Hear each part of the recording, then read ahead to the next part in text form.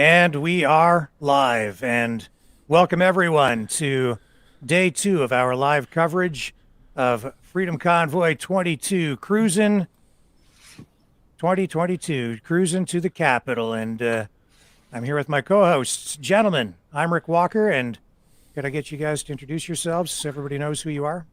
Yes, I'm Brendan Kennedy, the host of the Flow of Discourse podcast.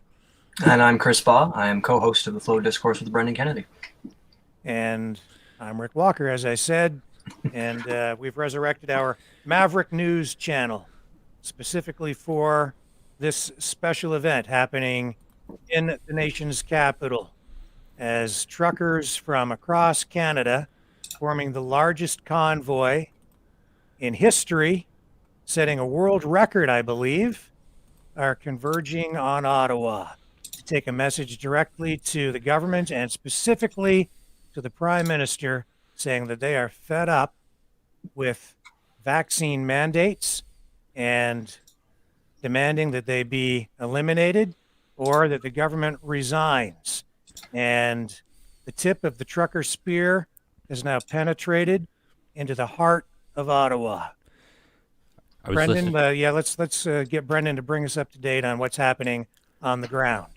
I was listening to police scanners this morning. The 417 highway has backed up. There was two 9-kilometer-long convoys entering Ottawa at about 10 o'clock this morning, or 9:30, 10 o'clock. And the police seem to be handling everything really well. There seems to be minimal problems in that regard. They maybe sound a little bit stressed out, though. Mm-hmm. And Chris, you've been kind of checking out some of the groups that you're in and chatting with some people and curating and aggregating some content. So where are you at with all of that? What's the scene like? Well, from trying to, honestly, I didn't want to go to bed last night. I kept trying to look up stuff. But I did find out that last night that apparently we have there's a helicopter in the convoy now to help with footage and support. There's a group for that as well. So I just got to pull that up in a moment here, or when I can, and we'll get some footage hopefully of that later today. If they do some live footage today, would be great. You have some footage here right now. Can I bring that up on the screen? I think you can. This was shared to me from a friend of mine in town here. It's a live footage. Looks like it's boots on the ground. Someone's just walking around. I believe the channel posting it on YouTube is Half Baked TV. So I just want to give a shout out to them. Thank you for bringing us this footage and sharing it with the rest of the country and the world. All right. So we do have people in Ottawa today. They will be sharing video with us on the scene as this moment in history is unfolding, and as we help to analyze it and record it for the future right here through this online video cast. And this is not right at Parliament Hill. This is some distance away, but as you can see, people wearing flags, and there's a lot of national pride and patriotism being shared and displayed in the nation's capital today. And that, these days, gentlemen, seems to be a rare thing. And it's warming my heart to see those Canadian flags. Hear, hear. Absolutely. I don't think we've seen this much patriotism run across the country in so long, and I'm just so happy to see it too. Like, things are changing. I could not imagine what it's going to be like doing that. The question here, though, is how will all of this unfold? Because what we are really seeing transpire here is a standoff. The truckers have some simple demands. Either the government resigns or they eliminate all vaccine mandates, all of them. And it's pretty clear that the Prime Minister at this point is digging in his heels. Justin Trudeau has made it clear he's not going to back down. So we have a standoff on our hands, and we'll have to see who blinks first. I got word from Liz Valley. She's on the ground in Ottawa, so she's going to join us right now. So I'm going to plug her in. Fantastic.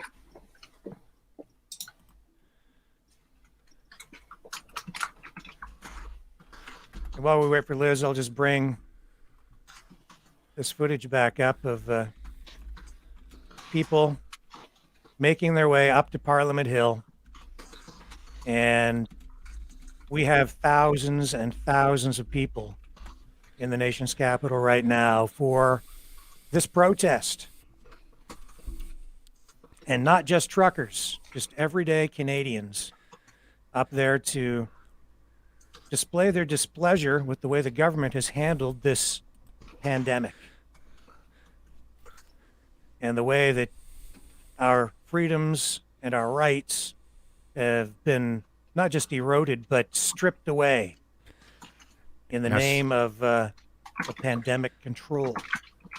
Now, speaking of that, I did see that there was a lot of people, their live streams are being affected in Ottawa. It's not working, so Facebook's up to something there. Well, you got to think too. There's a lot of people probably logged on right now too, so that traffic does affect a little bit, but definitely there's something going on. Brendan, you have some a shot there, I think, of Parliament Hill. Let's just go over to that shot and take a quick look and get a feel for what's happening there. Does that what time was that image taken? That would have been taken like 5 minutes ago. 5 minutes ago. I could refresh it too. I have so many windows open for this. That's okay. Liz is standing by, so let's bring her in and get her involved. And she's on the scene, so let's find out what's going on with her. Liz Valley is joining us live now. Hello, Liz. Can you hear us? I don't know if we have a good connection or not. No, I'm not sure we do. Absolutely. Our country really Somebody's talking to her.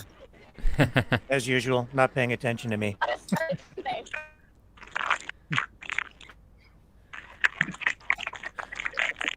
Speaking of which, how much data over the airways in Ottawa do you think people are sucking up right now? Hello, Liz. Can you hear us?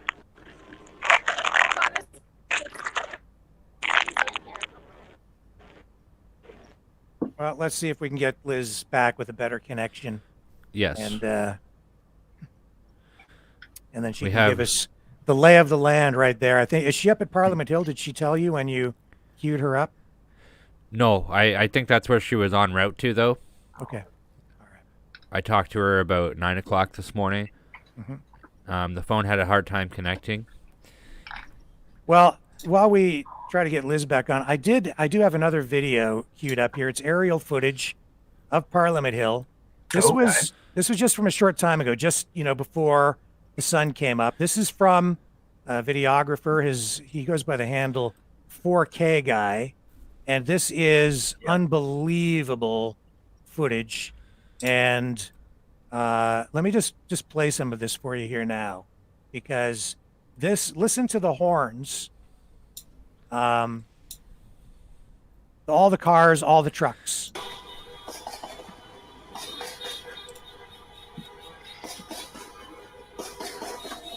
This has been going on all night in the nation's capital.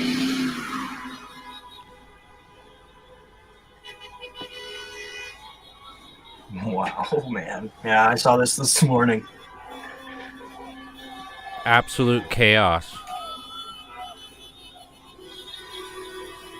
Those horns are being heard around the world today. Oh, that's right. I was meaning to do a quick drive by downtown City Hall today on the way home, but I didn't get a chance. And I see someone said here in the comments, the honking will continue until morale improves.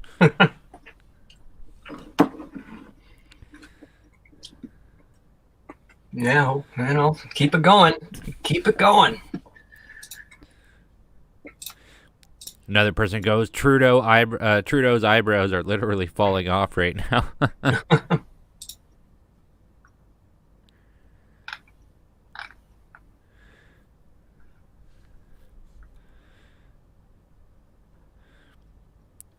Did we lose Rick Walker?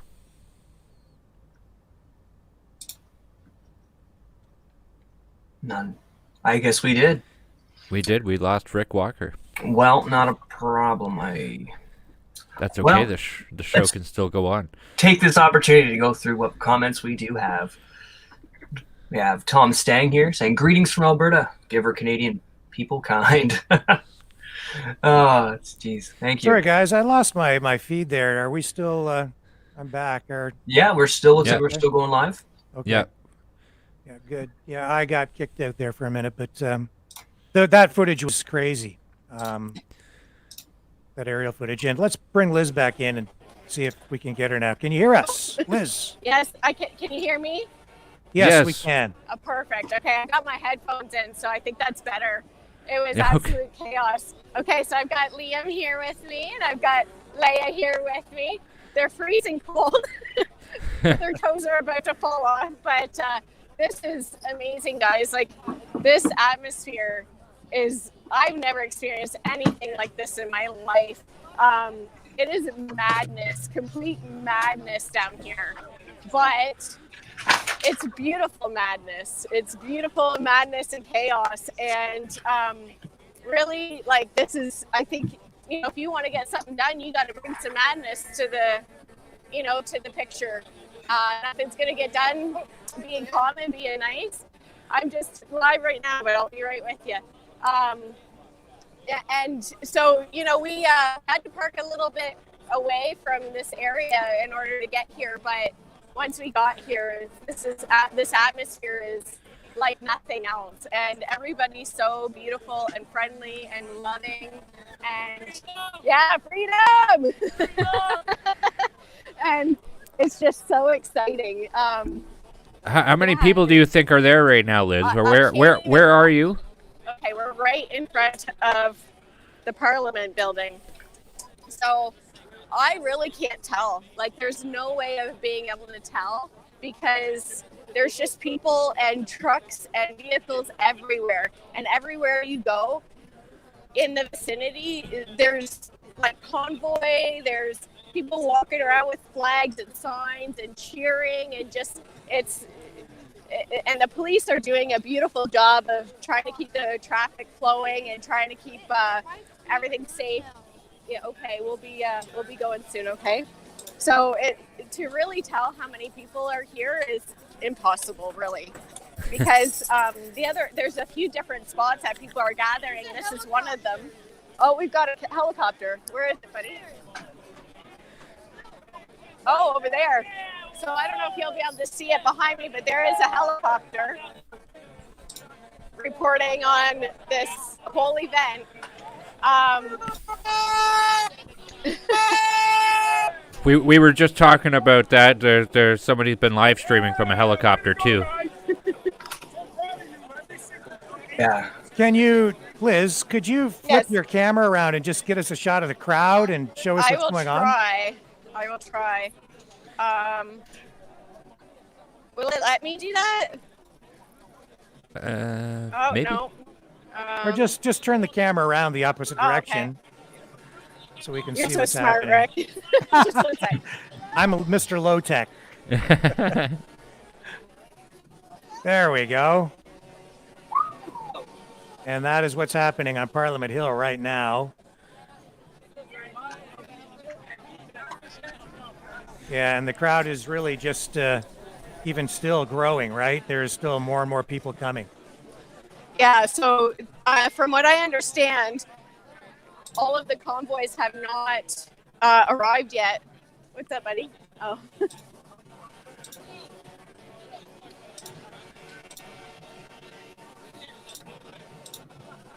Yeah, from what I understand, all of the convoys have not arrived yet. I think the East still has to get here. I'm not sure, but there's and I don't know if the Americans have arrived yet. So I think it's by tomorrow. It's gonna be impossible to move anywhere. You're gonna have to come in and get settled and just camp out or something. Right. My toes are gonna fall off. And Leia's toes are gonna fall off. yes. How minus 25.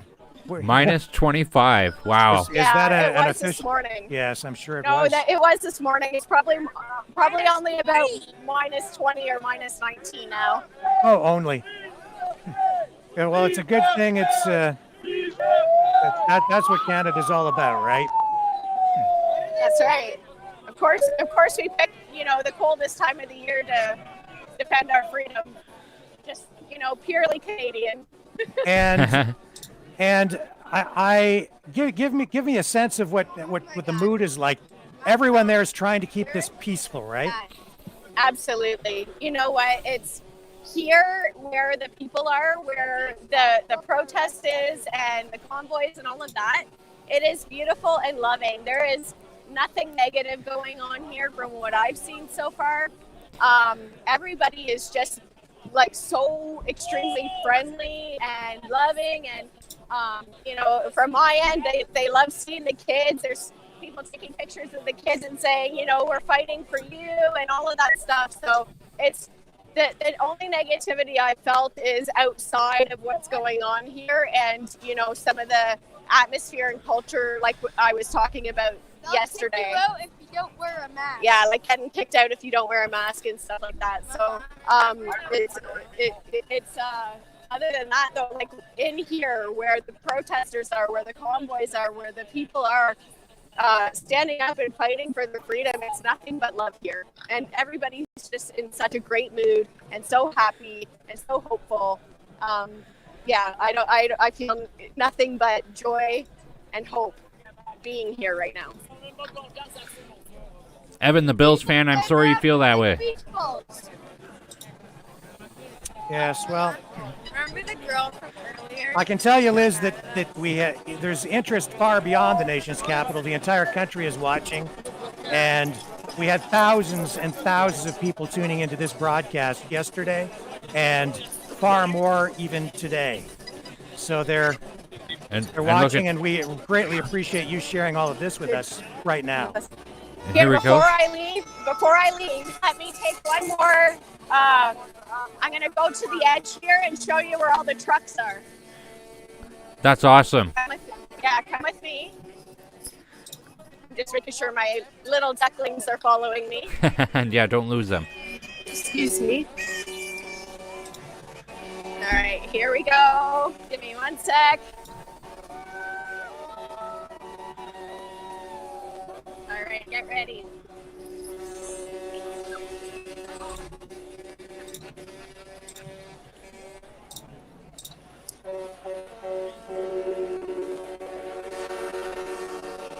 And you can hear those horns. It's just been constant since yesterday afternoon. Here, I'm going to show you. I think you guys know about the famous truck, right? He's right over here.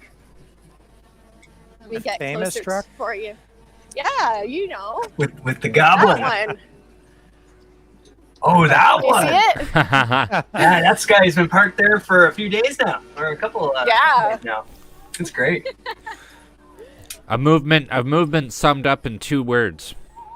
I guess he got a lot of negative pushback at first, and he was like thinking that maybe he should leave. But then he had a whole bunch of supporters come and say, "No way, don't leave. We love you. Like, stay," and all that stuff. So. Well, I don't blame the hesitancy, because I remember when Rebel News did something like that, they got a lot of flack. Right.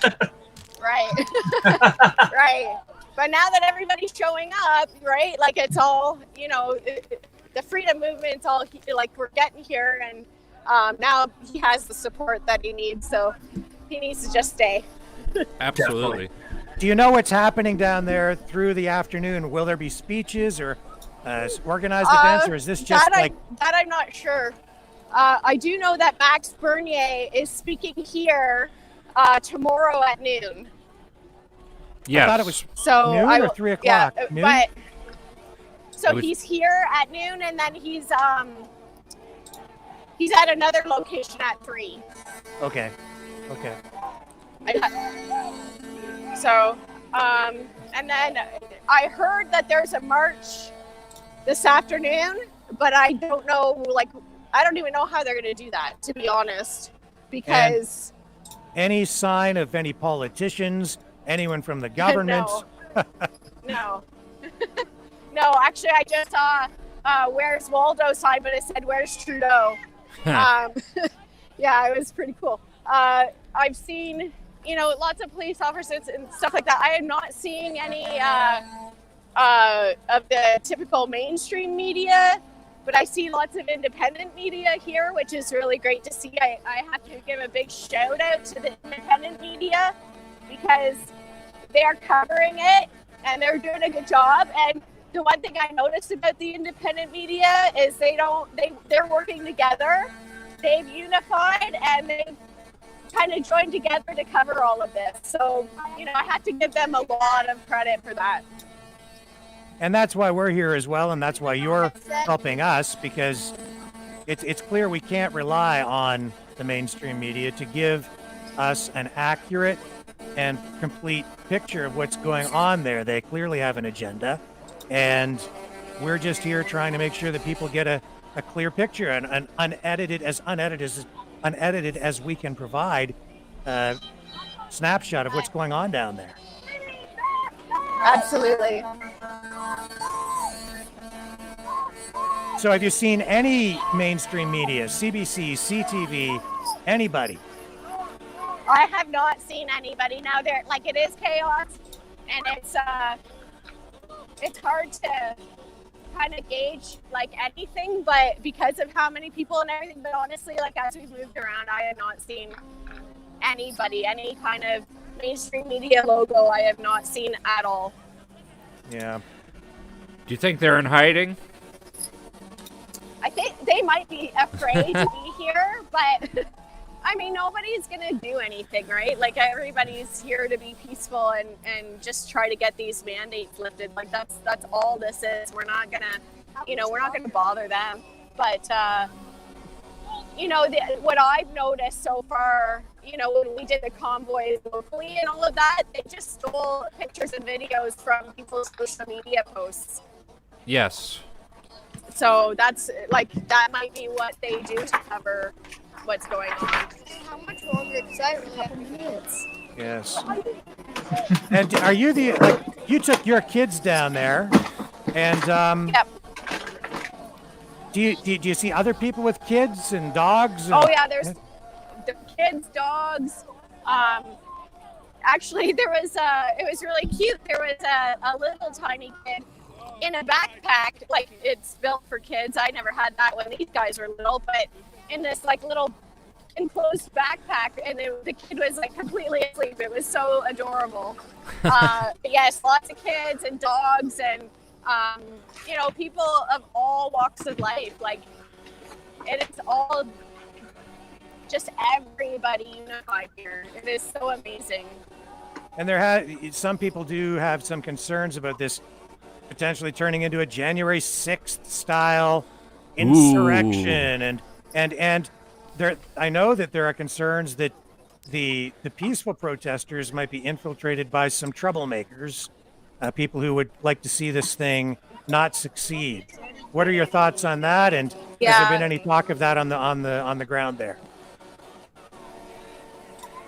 So when we left our vehicle and started walking here, there was a woman who was holding a sign that said "Vaccines save lives," and as we were walking, she was yelling at us. And I just said, "This is for freedom," and I held my sign up, and she said, "Fuck you," to us. Sorry about, but yeah.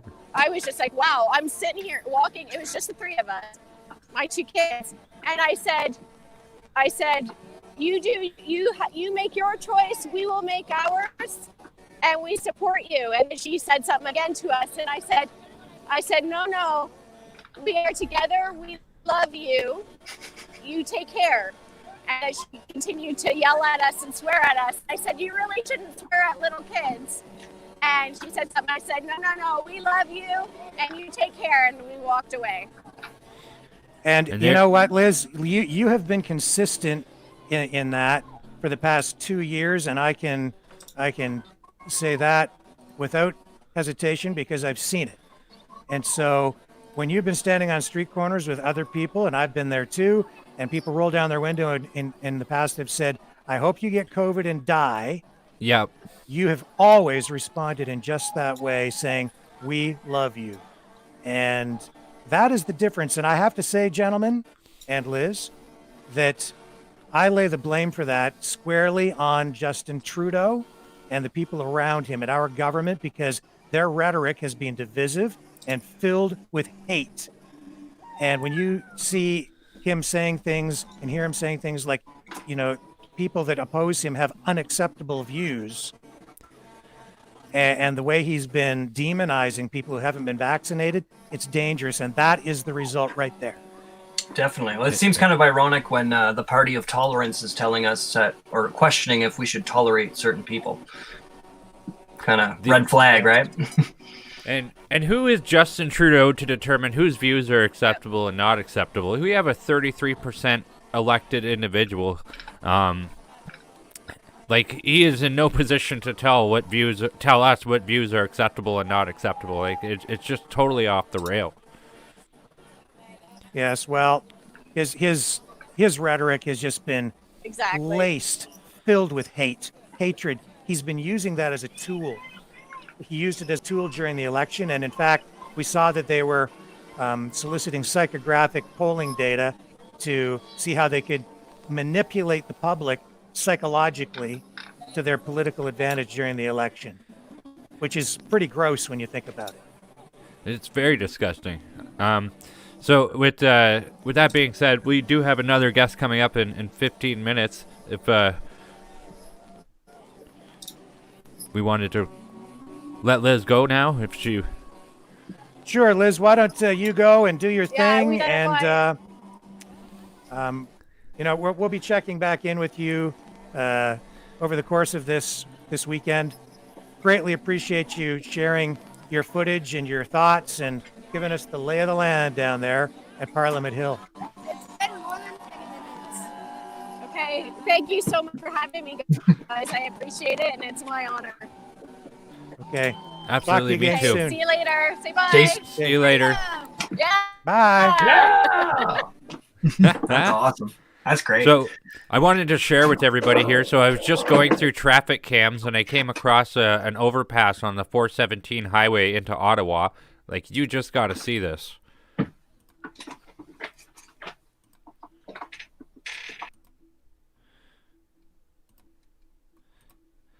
You got the footage there? Okay. Yep. We'll punch So it up.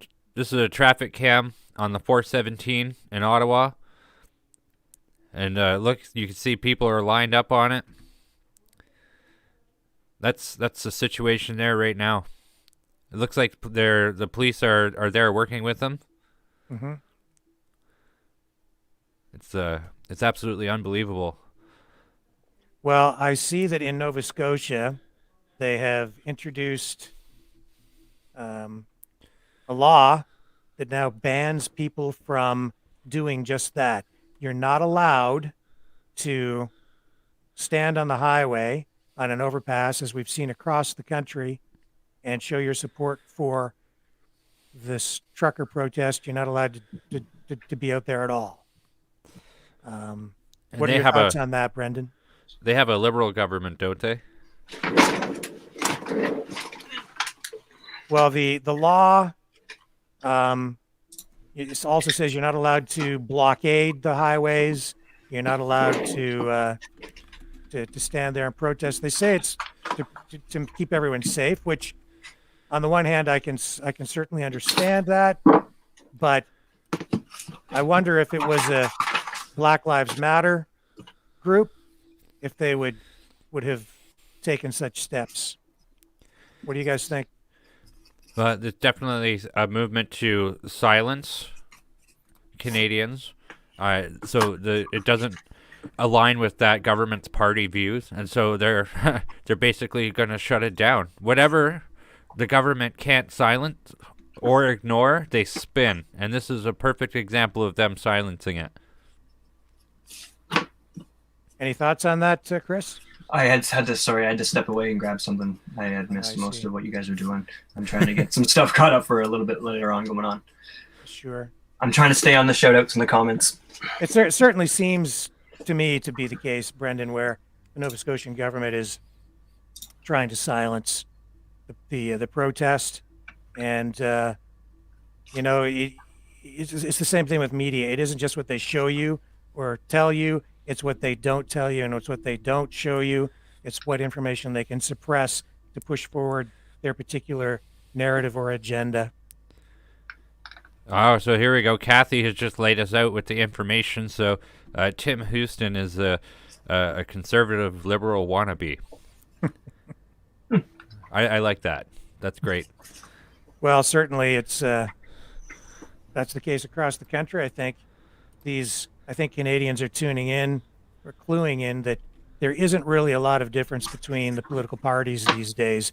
Liberal, conservative, NDP, they all seem to be supporting the same things. Very, very little difference between the parties, if any. I think a big part of that. I think a big part of that has to do with the funding that the Liberal government has given. So they have given all kinds of funding in regards to healthcare throughout the pandemic. They've given funding for vaccine passports and the development of digital ID. And so these governments are taking that and they're using that and they're saying, "Oh, well, yeah, we'll do what the government wants. You give us all the money."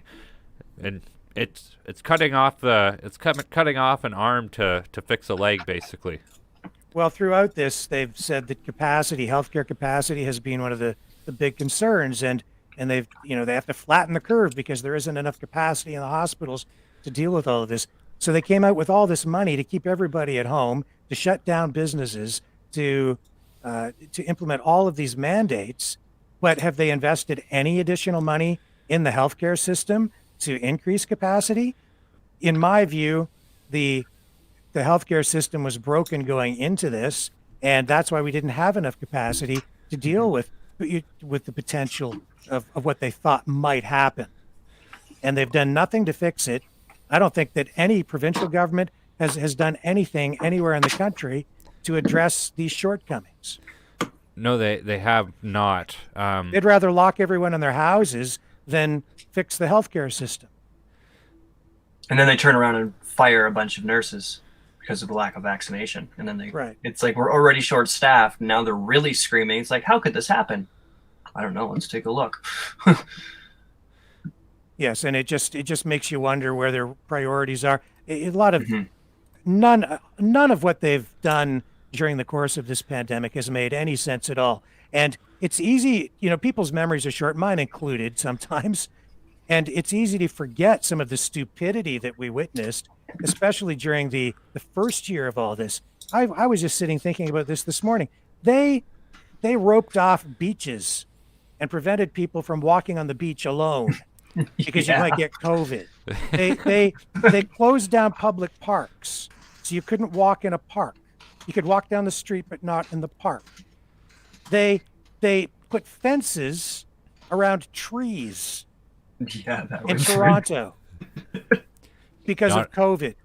How incredibly stupid do you have to be? I remember when they did that, and my head just about exploded. You have got to be the world's biggest dunce. Yep. To put a fence around a tree to protect people from COVID. But people were buying into this because they had everybody so freaking scared. Throughout this thing, they have used fear porn to get people to fall into line, to comply. And when the fear itself wasn't working, they started to beat people psychologically, and then they started to beat them in other ways by taking away their jobs. Their credentials. This has been the work of a tyrannical government, not just a government, governments across the country. And these politicians should be ashamed of themselves. And I hope Canadians hold them accountable. And I think that day is coming. That day is coming. So this is what happens when you ignore a large group of people for a long enough time. If you could, Rick, I do have another traffic cam with a great image on it. I would like to share that. Don't do that in Nova Scotia, though, folks, or you're going to pay the penalty. Straight to jail. Against the law now. You're going to jail. Do not display your patriotism on any highway in Nova Scotia, or else they will beat you with a stick. Unbelievable. They'll beat you with a wet sock. Well, they're going to beat you with something. Yeah. Certainly, they're going to hit you with a ticket. But I'll tell you, like I love that. I love that. No. Somebody in the comments here, Kathy, she just brought up another stupid point that they've been doing. She says, in Nova Scotia, even cannot have popcorn in the movie theaters because they don't want people breathing COVID all over the place. Yeah, the list of stupidity, stupid ideas that they came up with. Curfews. Please explain to me the science behind a curfew when it comes to controlling COVID. Yeah, really, right? Has it? and ask yourself this: has anything they've done, has any of it prevented the spread of this? That's the thing. I don't think it has. Neither.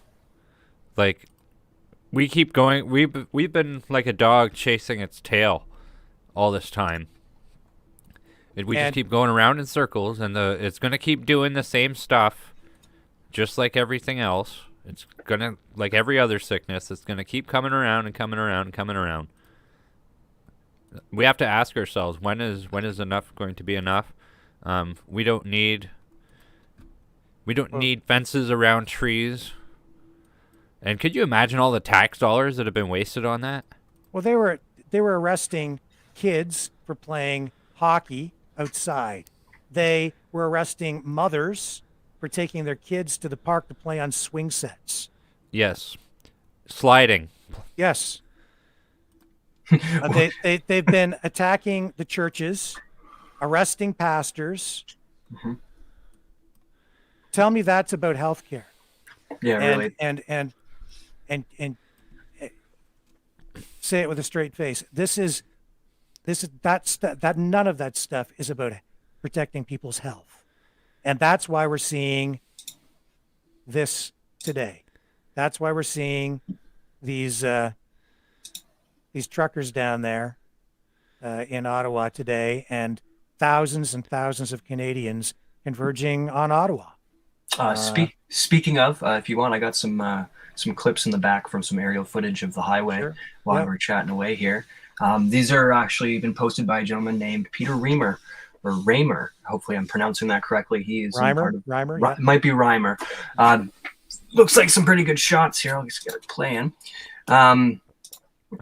But yeah, he's got a couple clips here. He posted on one of the support groups. So we thank you very much for taking the time to take this footage and provide it for everybody here to be able to see. And again, as I understand it, this is the world's largest convoy ever. Now, I don't know if the Guinness Book of World Records is going to in some way verify this, or if someone is going to take steps to get this into the Guinness Book of World Records, but I wouldn't doubt this at all. I don't know what the rules are for having the world's largest convoy, but look at this thing. Well, that's the thing. I don't think that would ever happen, because then it would involve legitimizing people that Justin Trudeau hates. And as I understand it, I have seen reports as of earlier today that there are also convoys forming in the U.S. And I heard that as well. Thousands of truckers are now heading toward Washington, D.C. Wow. Where'd you see that one? I have not seen that. That's because the mainstream media isn't sharing that with you. Now, I haven't seen images from the U.S. yet, but I know the Epoch Times did report it, and I think you can be assured that there is a movement forming down on the U.S. side as well. And yes, I understand some U.S. truckers, all of whom will have had to have been vaccinated, are on their way to Ottawa to show their support for the Canadian truckers as well. See, that's the one point that really makes me boggling my mind, because a lot of the people who aren't in support and are really against the convoy, they're like, oh, well, it's this, and they're saying it's this, this, and that. And it's like, but there's so many vaccinated people going to this thing that you'd think that make them go, wait, maybe this isn't just about the vaccine. But, I don't know. No, it isn't just about that. Like, of course not. No. It's about so much more. Oh, exactly. It's just, but I think what we're doing is the best way to have people see that. And even everybody at home, that's the best thing for you to do. We need to keep telling the truth. We need to speak our minds. We need to be Now, free. Chris, do you know where that aerial footage was I was taken? just going to double check right now.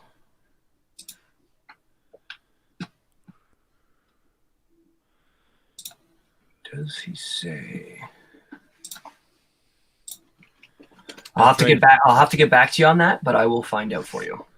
And this footage here shows that the traffic in and around Ottawa, police have been directing the trucks and the rest of the traffic in a fairly efficient way, so the city is still functioning. And I think that's an important point to make as well.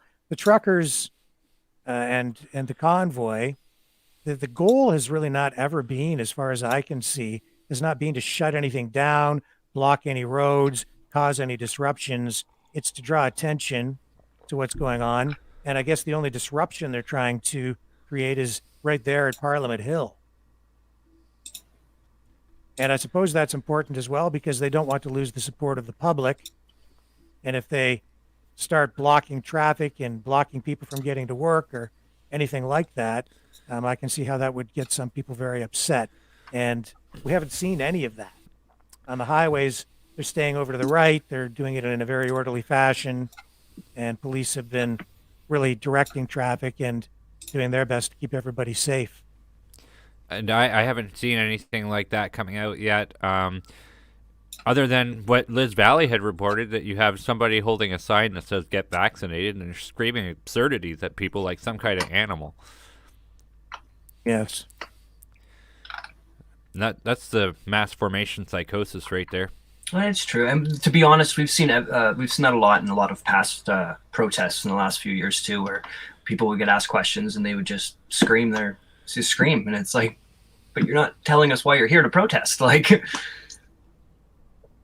I believe Rick Walker has a comical story about a protest he attended. Sorry, you'll have to refresh my memory. Which one? You were at a protest that you weren't supposed to be at, and then somebody was protesting about the protest, and they weren't supposed to be there either. Yeah, well, that was early on in the pandemic, during I think the first round of lockdowns. Might have been the second. Hard to keep track of them. There've been so many. But yeah, I was out there checking out what was going on, and there was a protest in Chatham, which is my hometown, and there weren't supposed to be any protests at that time. No one was supposed to be out there, so there were protesters out, and in fact, as a result, Liz Valley was there, and she ended up being charged. She got a charge and could potentially face a $100,000 fine for having been out on a street corner with a sign, right? And and a counter protester showed up to protest because the protest was dangerous, and so this counter protester showed up. Some other counter protesters showed up on the other side of the street. So I went over to her and I asked, "Shouldn't you be at home? There's a lockdown in place. Why are you out here protesting? It's in violation of the bylaw." I don't think that the person understood or got the point. it's usually tough when it comes to hypocrisy. Yeah. And it's going to be. I'm actually quite excited to see what's going to happen with Liz Valley and her charge under the Reopening Act of Ontario. Well, the courts are clogged up with these tickets and these fines now, and in her case, the fine, because she was charged as being an organizer, right? That's why she was targeted, and she could, if that's upheld, that's a $100,000 penalty potentially. Really? $100,000. $100,000. And I'll bet you any money they would probably put jail time in if she doesn't pay. and Jumanji. It's about government overreach. Absolutely. Thank you, Ryan, for that comment. Appreciate the feedback. And yes, the response yesterday to this coverage was overwhelmingly positive. So grateful for everybody who is tuning in. That's like, this is not anything that we're paid to do. We're doing this out of love of country and love of the people that live here. This is what it's all about. That we want to bring as positive a message to that as possible. Well, and again, it's about providing an accurate snapshot of what's going on. And we're not getting that from the mainstream media right now, because if you look, in fact, let's, Chris, maybe you can call up a couple of articles. Just pick any mainstream media outlet, and let's take a look at some of the headlines that they're using to report on this event. And I think you'll see a stark contrast. And I think that if you really look at the way these things are written, you'll see an agenda. Yeah, a lot of it. See an agenda. We'll start with CTV. Good old CTV. Protesters arrive. Let me just pull this up here. And I know I had a friend of mine message this morning and say that he was thankful for the coverage that we've been providing here, because the local media, even at the local level, hasn't reported on the convoy in 3 straight days. Nothing, not a peep. At least not the media that he listens to or reads. So now, this article I got here set up for you to be able to pull up is from the 28th. It has a little video clip and it has the main article there. Okay. You know what though, Chris? Nicole Journo is joining us. She's online here now, so let's add her to the screen. We'll come back to this in just a moment. Nicole, hello. Can you hear us? This is her feed. Looks like she's down at Parliament Hill as well. Yes.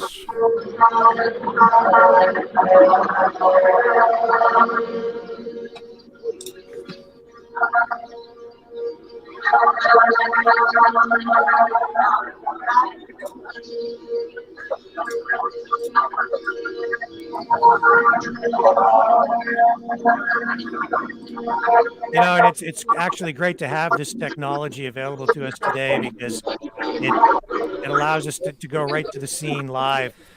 Back in the day when I was working at CTV, it was a different story. Nicole, can you hear us okay?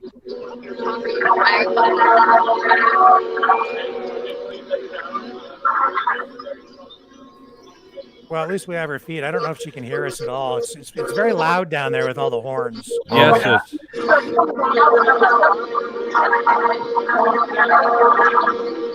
Absolute madness. Madness. I don't know if madness is the right word, though. I mean, if you're looking at the crowd, you can see it's all very calm. These are ordinary Canadians, okay? That's what's going on down there. These are just people who've had a belly full, and they're down there today expressing their displeasure and exercising their right to demonstrate, which is a part of what Canada has always been about.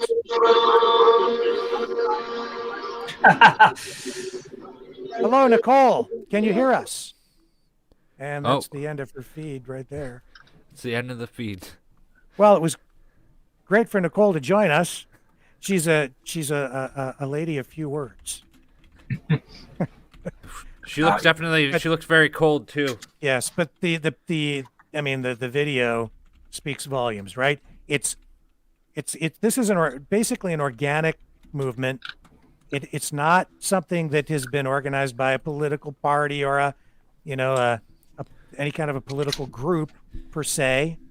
I mean, there is some involvement with groups, but the overall protest, as we've seen, has been largely organic. People have just joined and come on board, and that's what makes this, I think, very unique.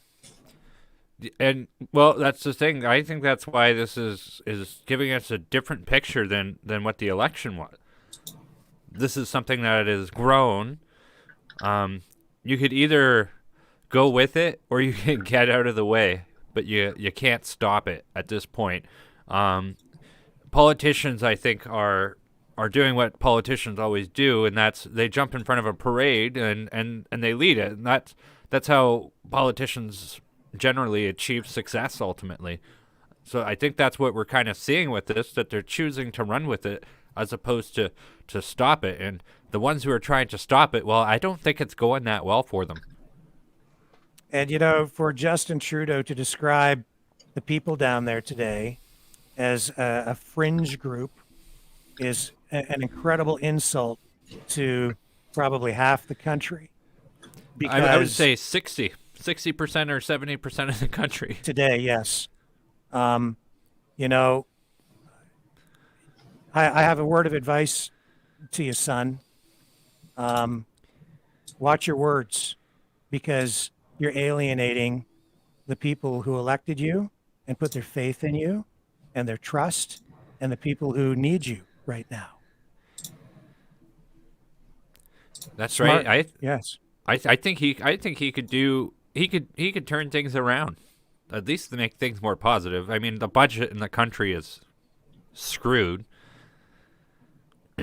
Well, that's what a true leader should be doing. You know, Justin Trudeau has not been providing leadership. No. He's just been dividing people, using fear to get people to do what he wants, what he commands. He's been acting like a tyrant, because he is a tyrant. Yeah. But it's never too late to turn things around and do the right thing. No.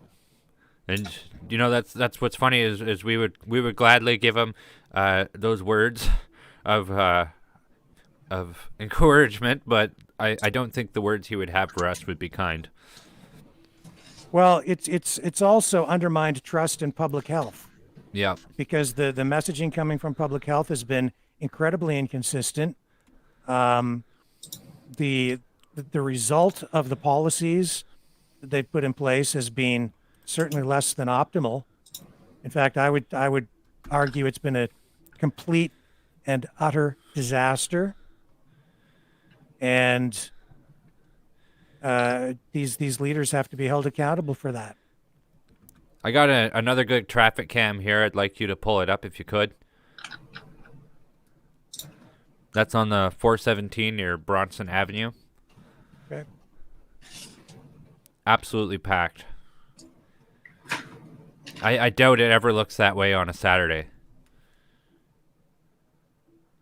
Yeah, well, it just depends, I guess, on what's going on in town, but certainly, yeah, a lot of trucks down there. A great question here in the comments. Carrie Testa, or more of a statement. Four and other provincial leaders are the ones responsible for the various rules of each province.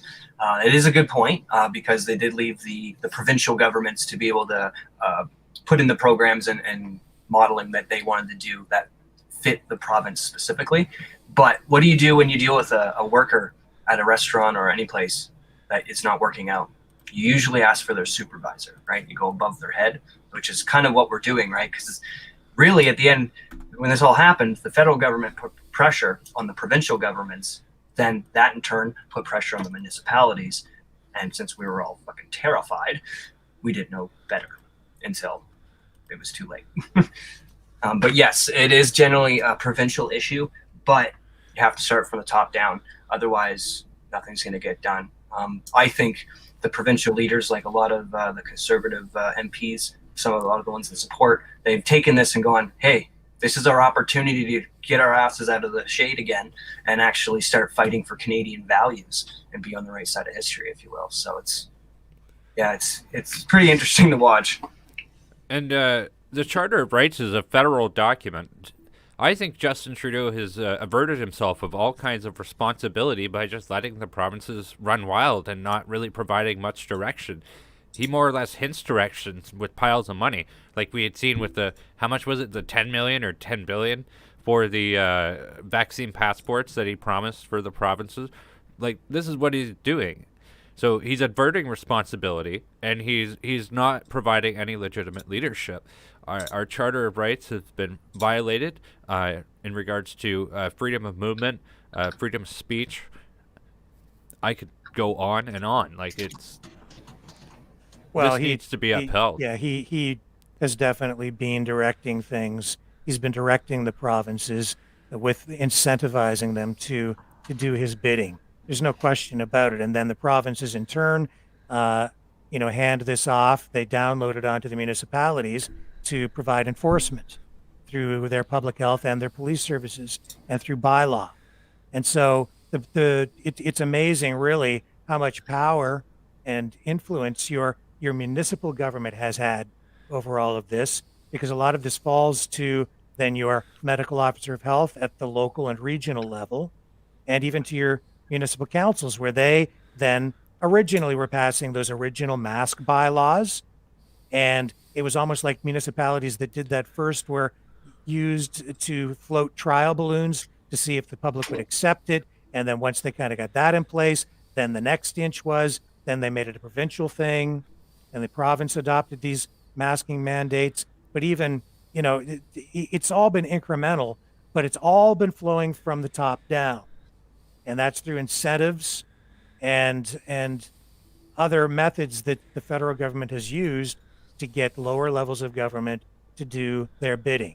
So make no mistake, the truckers are quite well focused by taking this protest to Parliament Hill.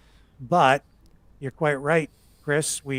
In order for something to happen in the long run, the focus also has to be at the provincial level across the country. And that's kind of why I was a little upset that I didn't get a chance to stop at City Hall today. I know it's just municipal, but that I think would help support as well. It would be like right now, people at City Hall doing basically the Saturday anti-lockdown protest, essentially, like we've been doing for however long now. I know it's kind of went up, it peaked, and then it kind of went down, and it's kind of been a roller coaster, especially with the demographics of people having to work and being off work, depending on what their situation is. But I haven't seen downtown in a while, so I'm not sure what the response is there. But I think that would be a very, very encouraging sign for everybody, because then it's like you can't escape it. Oh, hey, look what's on the television or whatever in Ottawa, and then you turn around and all of a sudden, bam, they're right there in the same, in your town instead of where you're watching it. And if this happened in every different location, like they wouldn't really have a choice. Well, I think it just also reinforces the need for people to pay very close attention during elections, especially municipal elections. People don't realize how important a municipal election is, because they don't realize how much power your municipal bureaucrats and politicians have. And in this case, the enforcement of these mandates, it comes down to each municipality. They have to send out their bylaw officers to check on a store that isn't complying, isn't shutting down. If someone calls to complain, to public health, it gets bounced over to bylaw. Bylaw sends out their people, and the municipalities are then incentivized to enforce all of this stuff, but through funding. They get extra money to hire more bylaw officers. They get more money for this program, for that program. If they don't play ball, they don't get the provincial grants. If the province doesn't play ball, they don't get the federal transfer payments. Interesting point there, because Brian Pickford, he'd done a podcast with Jordan Peterson recently, where he announced his lawsuit against the federal government coming up. That's in relation to all the charter violations we have been seeing. And he had cited a direct decline in how politics is working, is we lack so much education in Canada on what politics even is. Kids stay away from it from like a 50-foot pole, other than whatever their liberal teacher espouses them to do. But civics in Canada is only a half a semester class. Well, history has been, either purged or completely rewritten. They don't teach spelling.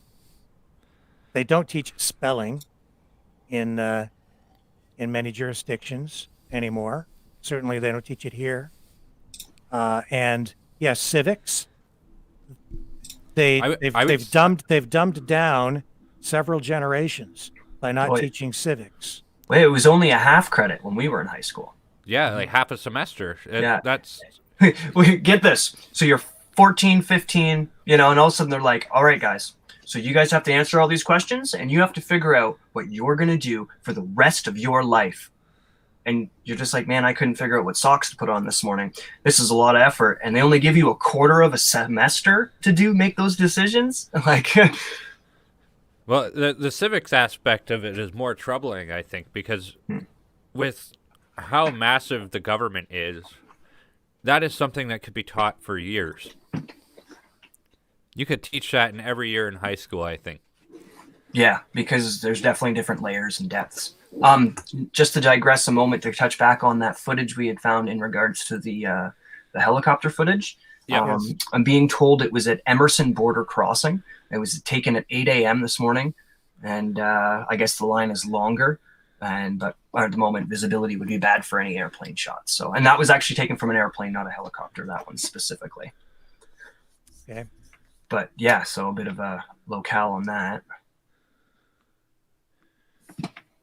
I've got another clip here that I think we can run, and I'd like to share this with you guys and see what this lady has to say.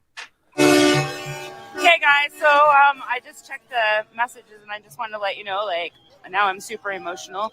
Apparently, the airport is full of trucks. They've shut down all the roads, and there's still more trucks coming. And I also heard that the page got shut down again.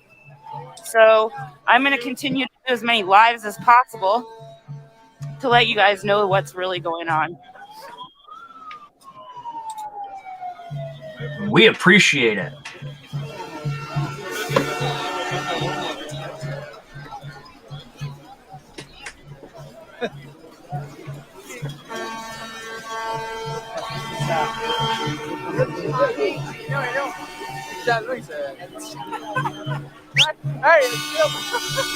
It's a sea of people. Oh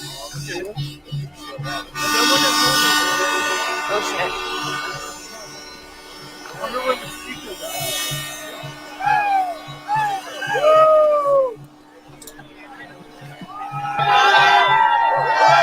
you say? In the next hour it'll be packed? I'd say Yes. it's already pretty packed.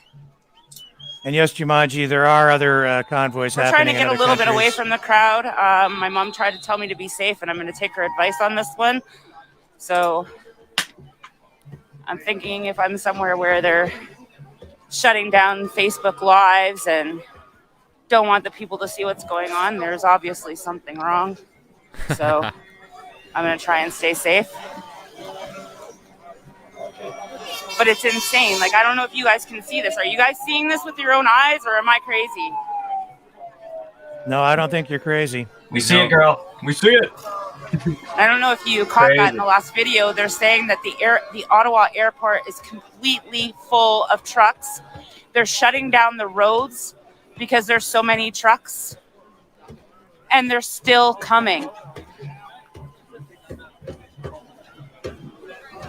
They're trying to tell us there's nothing going on. This is an issue.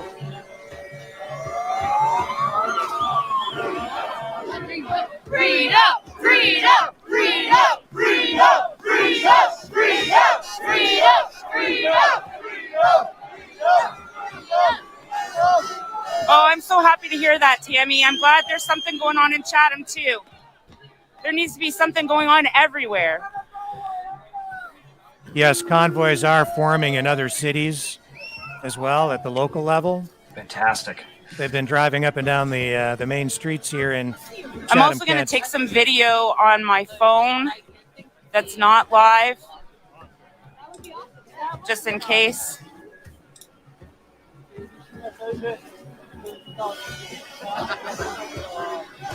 Guys, I'm gonna walk up. I'm gonna walk over to the fence. Look at all the different nationalities that are there. That's exactly right, We also Brendan. have a meeting spot if we get split up. We've thought of everything. Just This commenting on the Make different sure we flags. park somewhere This where we could easily get out of. Is true diversity. Well, we could at the time. I don't know about now.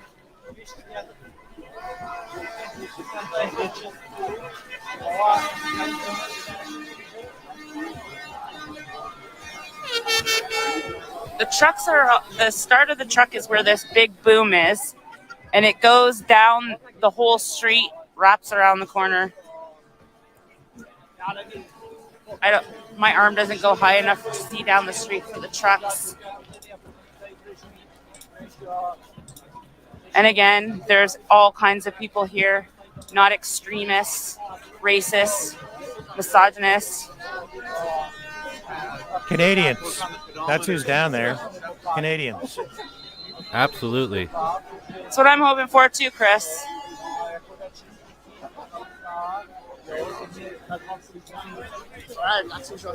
I'm also surprised by the amount of Quebec flags. All right, I'll notice come that? back in a little while. I don't want to burn my battery an hour before it even starts. Yeah, an hour before it starts. Okay. I'll talk to you guys in a bit. Pretty cool. Damn right. A lot going on down there. I do have down there the updated shot at Parliament Hill. If you wanted to add that in, I think Yeah, it's filling out. that tells quite the story. So that's right up to date, correct? Right up to date. That photo? Absolutely. That's an aerial photo, and it shows that the crowd is beginning to grow even more. And it's only noon or 1 o'clock now too. So we got the rest of the day. And tomorrow, and next Beyond. week, and we'll see how long those truckers have to stay down there. This is turning into a standoff. As Liz said, so far, no sign of any politicians down there, no one representing the government, nobody coming out to talk to the truckers to discuss. Well, they're all at home. demands, right? One, they're all at home. Because they're not even back to work yet, right? So technically, they don't have to do anything according to the labor board. Aaron O'Toole met with somebody. Did he? I heard he was going to, but then I heard that there was a bit of difference after the fact. So I'm not too sure on the facts on that one. I'm not sure, but the mainstream media did ask him to vouch if he was supporting the convoy in full force. He refused, so he basically gave non-answers in order to do that.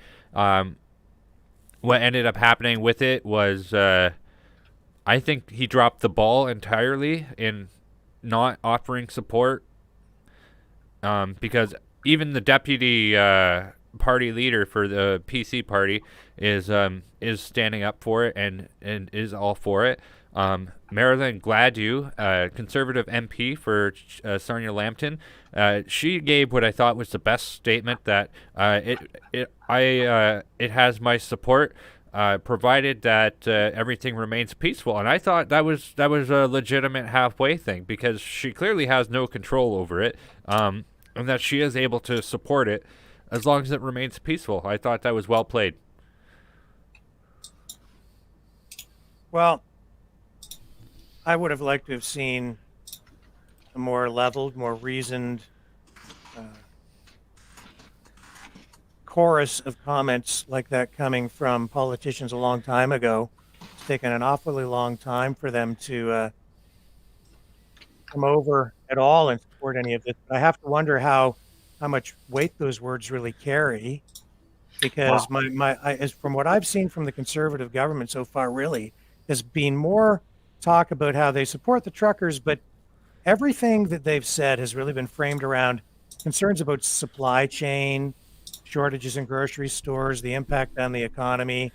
They've never really been talking about the impact on workers, on the truck drivers who are being who are losing their jobs if they choose not to be vaccinated, or others who have lost their jobs or who are losing their jobs for the same decision. And it seems to me that really they're saying these things out of political expediency rather than out of conviction. They're just saying what they think people want to hear at the moment. It's very concerning to me. And if you really listen carefully, I don't hear any commitment from the Conservative government to end these mandates the way the truckers are demanding, No, because no, you don't. they're not really addressing the core issue. To Well, them, it's all about supply chain, the impact on the economy, and its possible impact on inflationary pressures. Yeah, but that's all PR also, stuff now.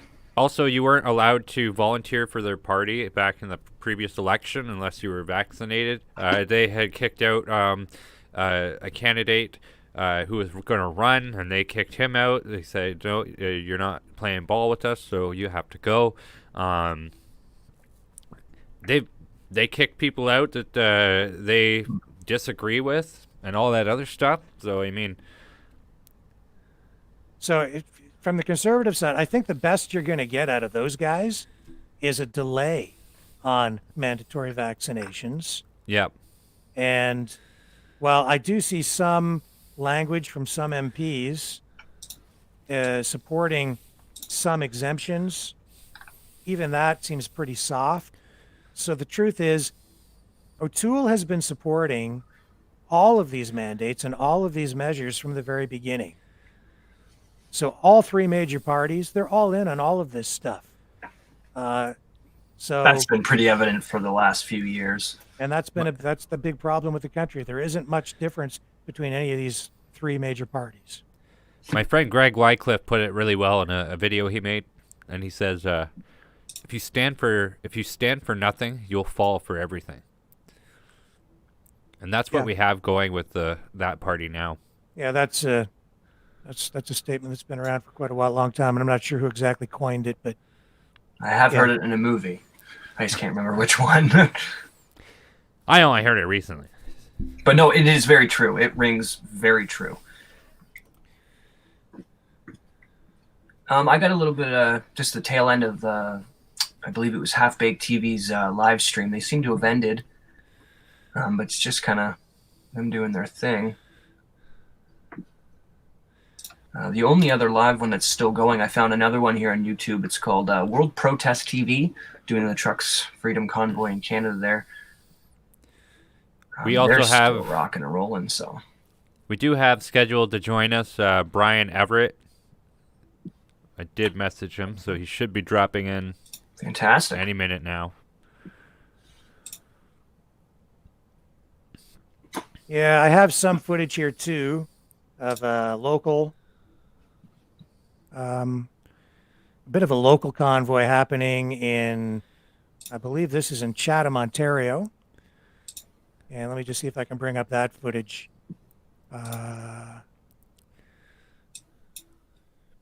Almost got it here for you. These kinds of grassroots things have been forming across the country.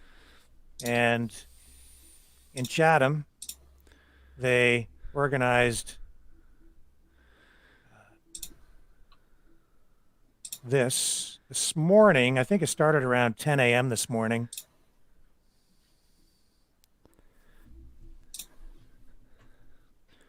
And these are just folks in their cars, pickup trucks, SUVs, flying Canadian flags. And I guess they got a pretty sizable turnout. And they met down at the Walmart parking lot and went out to show their support for the truckers, to express their displeasure with the vaccine mandates, and display their patriotism. And it's pretty evident that what we're dealing with here is a populist movement and an exhibition of Canadian pride. And I do know that there's protests going on in Sarnia, Ontario today as well. So this is contagious. And I mean, I can't believe the amount of people who just dropped their lives on a whim and went out to this thing. Like it's a miracle, really. Yeah. It's I can't think of anything that has ever happened like this in the country before. I can't think of any precedent for this. It's anything on this scale. Can you guys think of any comparison?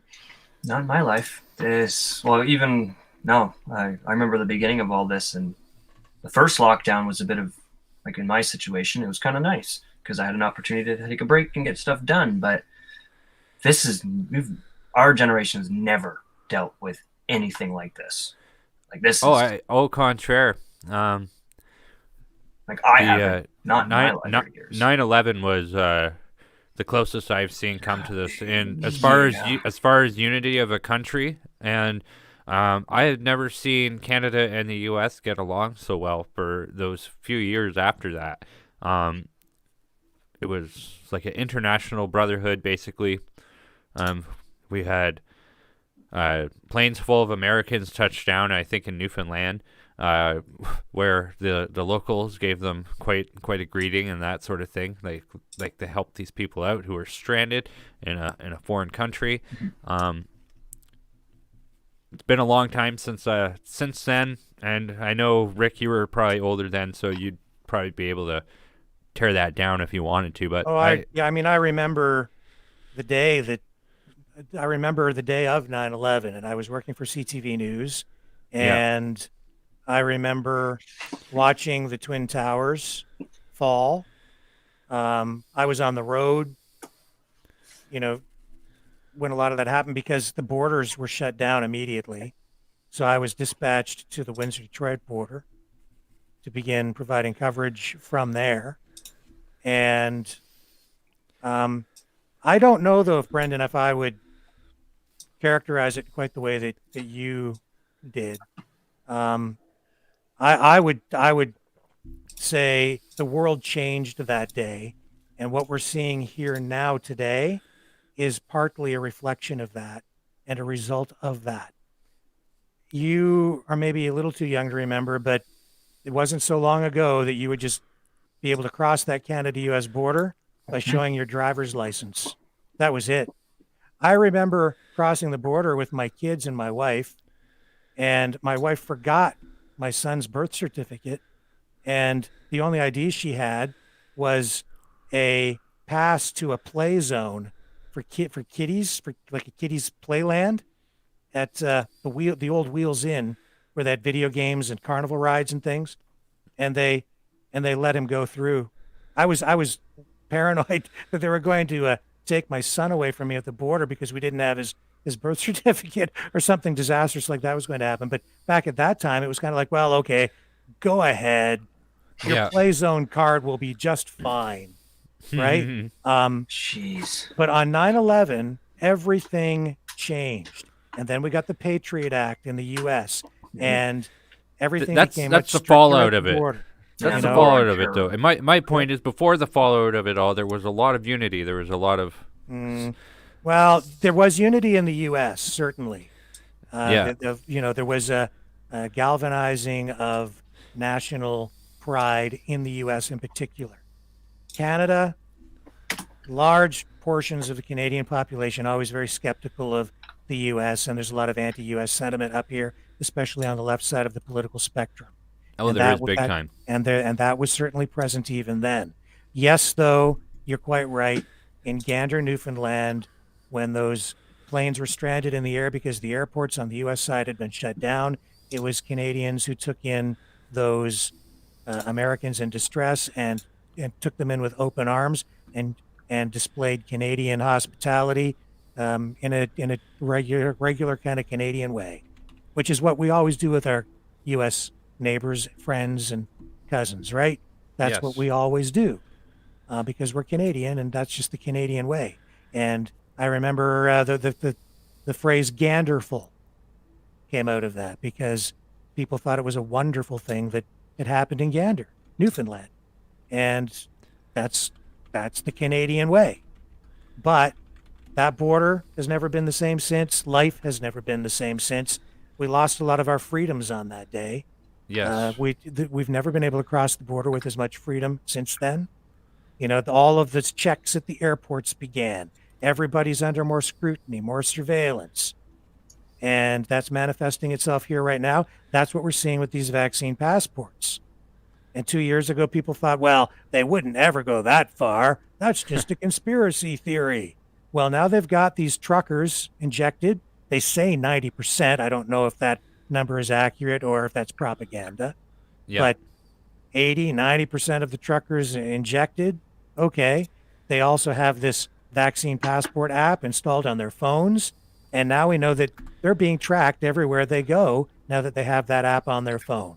And if you install any of these government apps on your phone, you're going to be tracked as well. And it's not just about tracking you. This technology is being used to control people because it's all part of a social credit score system that is being implemented. And it also conditions us psychologically so that the transition will be easier. That's quite right. Like even with the mask mandates, the first 2 months, I was irritated having to wear this thing. It just, everything was frustrating for the first little to get used to it. Oh, what we got? We have Wonderful. Brian Everett joining us. Hey, Brian, how are you? How are things Welcome. there in Ottawa? Brian, can you hear us? Not the best connection. No, we got digital noise. Uh-oh. We might have lost Brian. I'll just pull him off the feed here until we can kind of establish a better connection. But that Right. really is at the heart of all of these concerns for the truckers as well. It's not about for them or even for us, for Canadians. The issue is not just supply chains. It's not just the economy. The issue is surveillance, control, social credit score systems. Our It's rights about of privacy. our rights, our freedoms. That's what they're talking about down there. That's why they want these vaccine mandates eliminated. It's about restoring our freedom. The question is, will it work or are we too late? I don't know.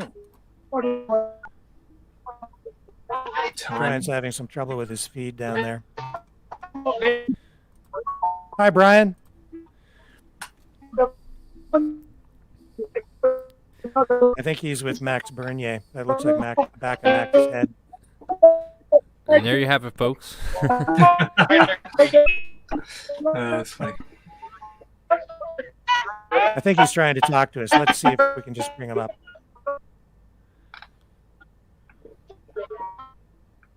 So bear with us, folks. Bear with us on the sound levels. Hey, Brian. No, we lost him again. That's okay. Ah. He'll get it together down there.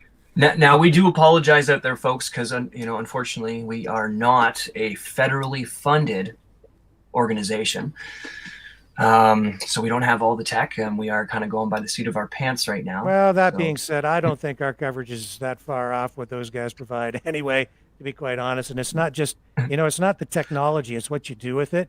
And it's not just your voice, it's what you say with it. That's true. So, or in our mainstream media's case, what they're not saying, as we've discussed. Right. There's Vacccine Bernier right there. Leader of the People's Party of Canada.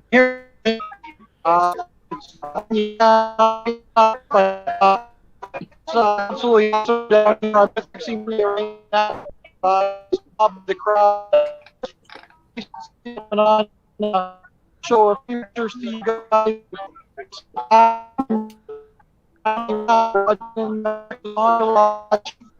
But people are breathing. Yeah, if he were to have headphones, I think he'd have an easier time. If I could translate, this is Brian Everett. I'm down here at Parliament Hill. There are a whole lot of people around, and I'm with Vacccine Bernier, leader of the People's Party of Canada. There's a purple wave building down here and spreading across the country. And truckers from across the land are following that wave all the way to Parliament Hill. Gee, it's almost like you've done this before. I think that really is it in a nutshell. Hopefully Brian can get a better connection with his cell phone. I think that there's probably a lot of traffic on the cell towers there right now, and that's likely why we're seeing what we're seeing. What are we looking at here, Brendan? Is that your feed? Which one? No, that's not my feed. Or is that that's my feed? Yeah, There we really go. hillier there. Let's bring I was that up. just I was looking at border crossings, seeing what's going on there. That's Randy Hillier. Get in there, love. You ready? Freedom!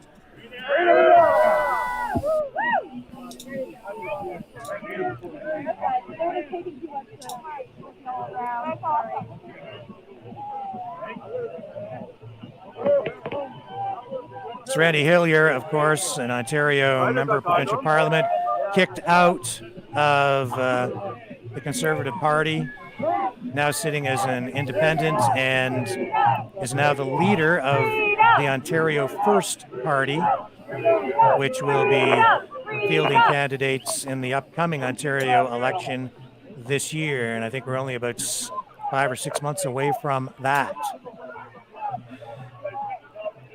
And it will be interesting to see how all that unfolds because, of course, we have a number of different parties on the conservative, so-called conservative side. Let's take a moment to reflect on something here. Maybe we can just listen to what Randy's saying for a moment, if that's okay, Brendan. Yeah. The relentless barrage of lies and fear for 2 years. Many people were afraid to stand up and speak out because of the relentless fear. The leadership, the leadership. People now know that the small fringe group with unacceptable views are those sons of bitches there in that parliament building. That's who the small fringe group with unacceptable views are. Real Canadians are out here on this hill, our hill, and they're showing that freedom is part of being what a Canadian is. Doesn't matter how cold it is. Doesn't matter how much snow is on the ground. We want to stand our ground. We want to get our freedom back. And all Canadians should be down here. Come to Ottawa this weekend. We're staying until we get our freedom back. What kind of power do you what do you think Zach Trudeau when he says things that marginalize Canadians like that? Do you think that's him writing his own words? What do you think is backing that kind of sentiment behind Trudeau is a bloody coward and he's a German. He's got no business running the nation, the affairs of our country. The German. Let's give him some Greek tragedy. Do you think this is the beginning of the end of sort of like his reign in power? He's got to have his talk out on Monday morning when the legislature, when the parliament resumes. A motion of non-confidence needs to be tabled. He needs to be removed from his office. The Liberal administration needs to be removed. We need a unity government built on freedom. And beyond Canada, people from around the world are watching right now. What do you say to them? Stand up for your freedom, wherever you are. This is a war. This is a world war against freedom. Let's all stand together. We're here in Ottawa, but stand everywhere. Hold the line. Canada draws the line against the New World Order starting right now, right here in Ottawa. Canada is leading the charge for freedom. That's right. And we're not going to stop. God bless you, Randy. Thank you. I'm having trouble that's exactly getting right. you guys Brian, to how or are you? anything. I don't know if it's or not. Oh. Henry Hildebrandt showed up too.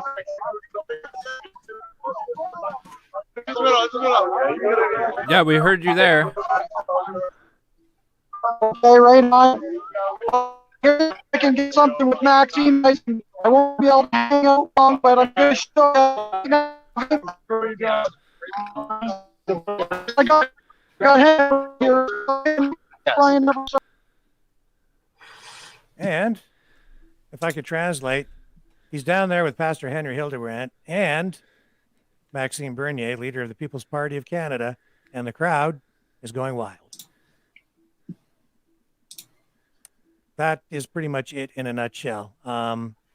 It's unfortunate Brian isn't getting a good connection. Hopefully he gets back on here with us because I think he has some valuable stuff to share with us. But I think Randy Hillier really kind of hit it right on the nail right on the head. Are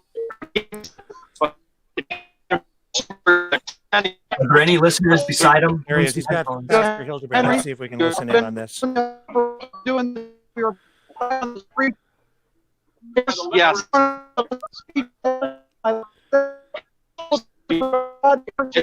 People like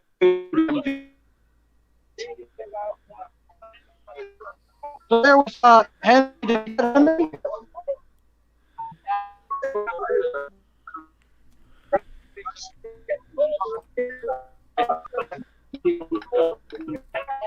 Yeah, this is not a good feed.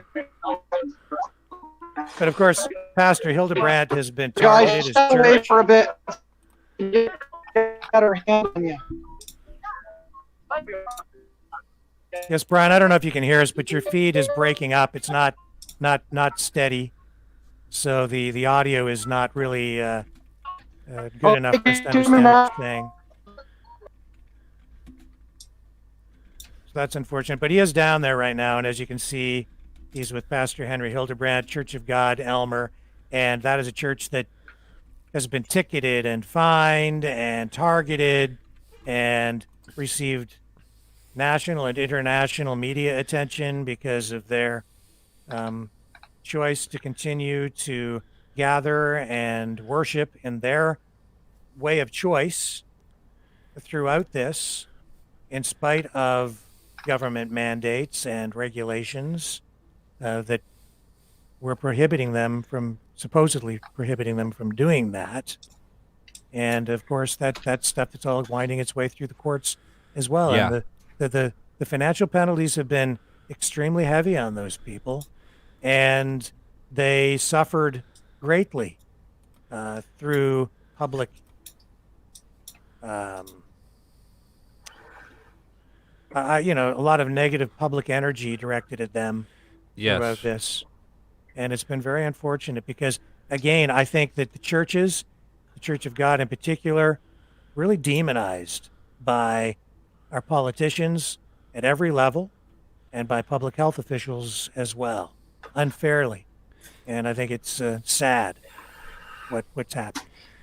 The Randy made a good point, and I had said a sentiment kind of like it on my Twitter recently. Like we're dealing with a small fringe group inside of Parliament, and he's absolutely right.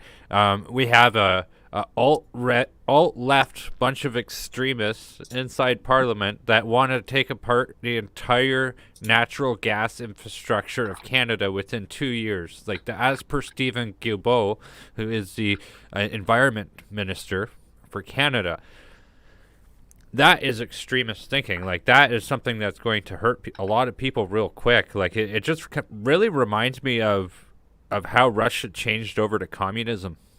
It was something that happened so quick, and a lot of people starved, and a lot of people were really hurt.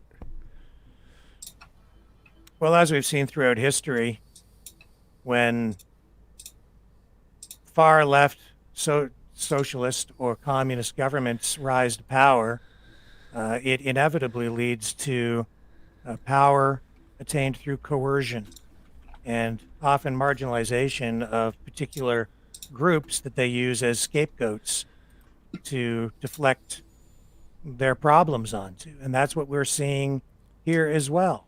They're blaming the ineffective public health measures on the unvaccinated. And yet, if you look at the stats, you can see clearly that their arguments and their demonization, it just doesn't hold water. But it's difficult to overcome fear and high emotion with facts. And that's exactly it. And I'm not talking about facts that are made up. I'm talking about the government's own statistics. You can go to Worldometer online and look at the graph, look at the case count, look at the death rates, correlate that with vaccination rates over time, and you can see what's going on. You can see how effective or ineffective, whatever your view might be, of these vaccines has been or has not been. You can make your own assessment. I don't need to tell you. Just go look. Just go look. Make your own decision. Come up with your own conclusions based on the facts, not on something you read in the newspaper or that you see on television or hear on the radio. Don't take it from me.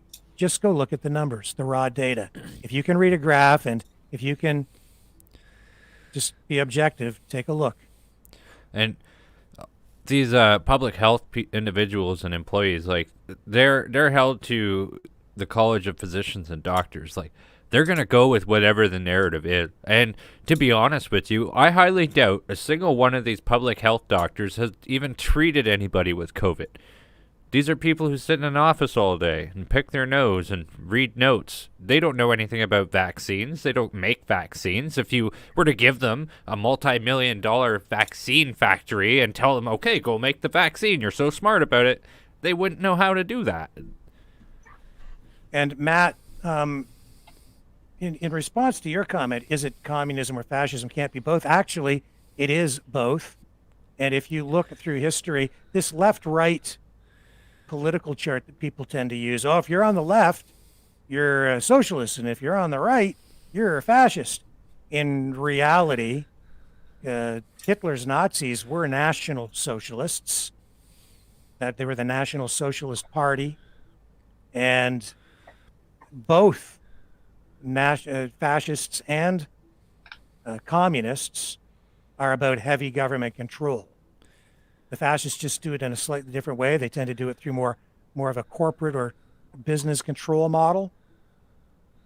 And inevitably, both systems lead to control through coercion and often violence, inevitably violence, because they need to redistribute wealth, which means they need to, by force, through threat of fines or penalty and that's backed up with guns. They confiscate property and then redistribute it as they see fit to their friends or to others to buy votes, or they say they do it for philanthropic reasons, but often it's for their own political gain. Usually, inevitably, that's what happens. And as they take more and more power and in order to get people to comply, they do it through coercion. Communism and fascism have more in common than anyone seems to realize these days, but that's largely because these things are not really taught in school in a proper way, and a lot of it is taught through the lens of a left-wing political ideology, where the communists and the fascists have traditionally always fought for political power, and therefore, right now in our school systems, where the left is more entrenched, they demonize fascists and cast a light of fascism, or cast anyone that disagrees with them as being fascist. I can kind of agree with that too. I've earlier in the few years of this pandemic, I actually got into a conversation with a coworker of a sorts, and he was under the assumption that fascism is only obtainable if it's the right pushing as to the farthest of their extremes. And I was trying to let him know that, well, it's either ideology. If you push left or right to the furthest extremes, you're going to have to start censoring somebody, and that becomes fascism. And it just gets worse and worse and worse. And he just wouldn't have it. Eventually he just threw up his hands and he's just like, damn kids. And he walked off, and then we didn't talk for the rest of the day. But it's definitely a double-sided thing. While we're chatting here, I do have another live feed from that was started about 2 hours ago or so. It's a little bit ways in. Holy smokes, look at that. It's just a large group of people. They just finished the live stream, so this is about 2 hours prior of it. So as we keep going here, I'll kind of clip up a bit for, and we can see how large this group actually gets. I want to touch in there what you said there, Chris. That's why with democracy, you have different parties affiliating with different ideologies, and then they go into a House of Parliament, and then they argue over those ideas. That is so important to do. It is so important to do, and I don't necessarily enjoy demonizing the left a whole lot, because I know if you were to just let a conservative party run rampant, you would run into the same problems. And you know what, Matt? I'm not conflating anything. At the end of the day, whether you're a communist or a fascist, you're getting people to do what you want at the end of a gun. That's what ends up happening. It's always happened. It will always continue to happen. And if you sit there and try to convince somebody that, communism just wasn't done properly. And what we're seeing right now in Canada and in the United States and Western society in general is really a convergence of fascism and communism together. And in the end, they're going to battle it out and see who ends up on top. But I'm not conflating one damn thing, not one damn thing. They're both a threat. And the people down there right now fighting for freedom are the people who don't really belong on the left or the right. You're seeing people from across political stripes and across political ideologies down there today. You're seeing regular Canadians, and that's really what's going on here. It's really a struggle between the so-called elite, which is true, the authoritarian ruling class, the Trudeaus of the world, who they were born with a silver spoon in their mouth and a Mercedes Benz worth $1 million in their garage, in their daddy's garage, and then handed down to them. It's a battle between them and the truckers and the workers and the ordinary everyday Canadians who make this country work. That's what's going on down there. And it's First Nations people combining with people of all skin colors, all religions, all faiths, all walks of life. That's what we're seeing down there right now. This is not about left or right. This is about freedom. And freedom fighters and Canadian style freedom, Western style freedom isn't really a left or a right thing. It's not on closer to fascism or communism. It's its own thing. It's a different thing.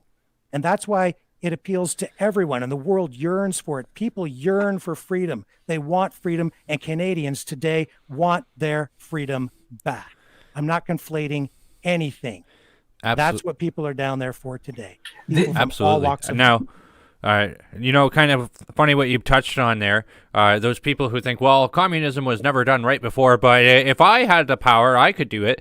Like that's some cynical thinking there. Like that's dangerous. Of course it is. Because like in theory, of course, it all looks great on paper, right? But that's also with the assumption that every single human being is the purest and the best and will always make the right decision for the greater good, regardless of any other personal affiliation. Like there's always going to be a personal aspect to our lives and how we take care of, our families and all that kind of thing, and the right to work and all that. That's why our system works, because it basically goes, okay, here, you have the opportunity to do and be what you want, do the best you can.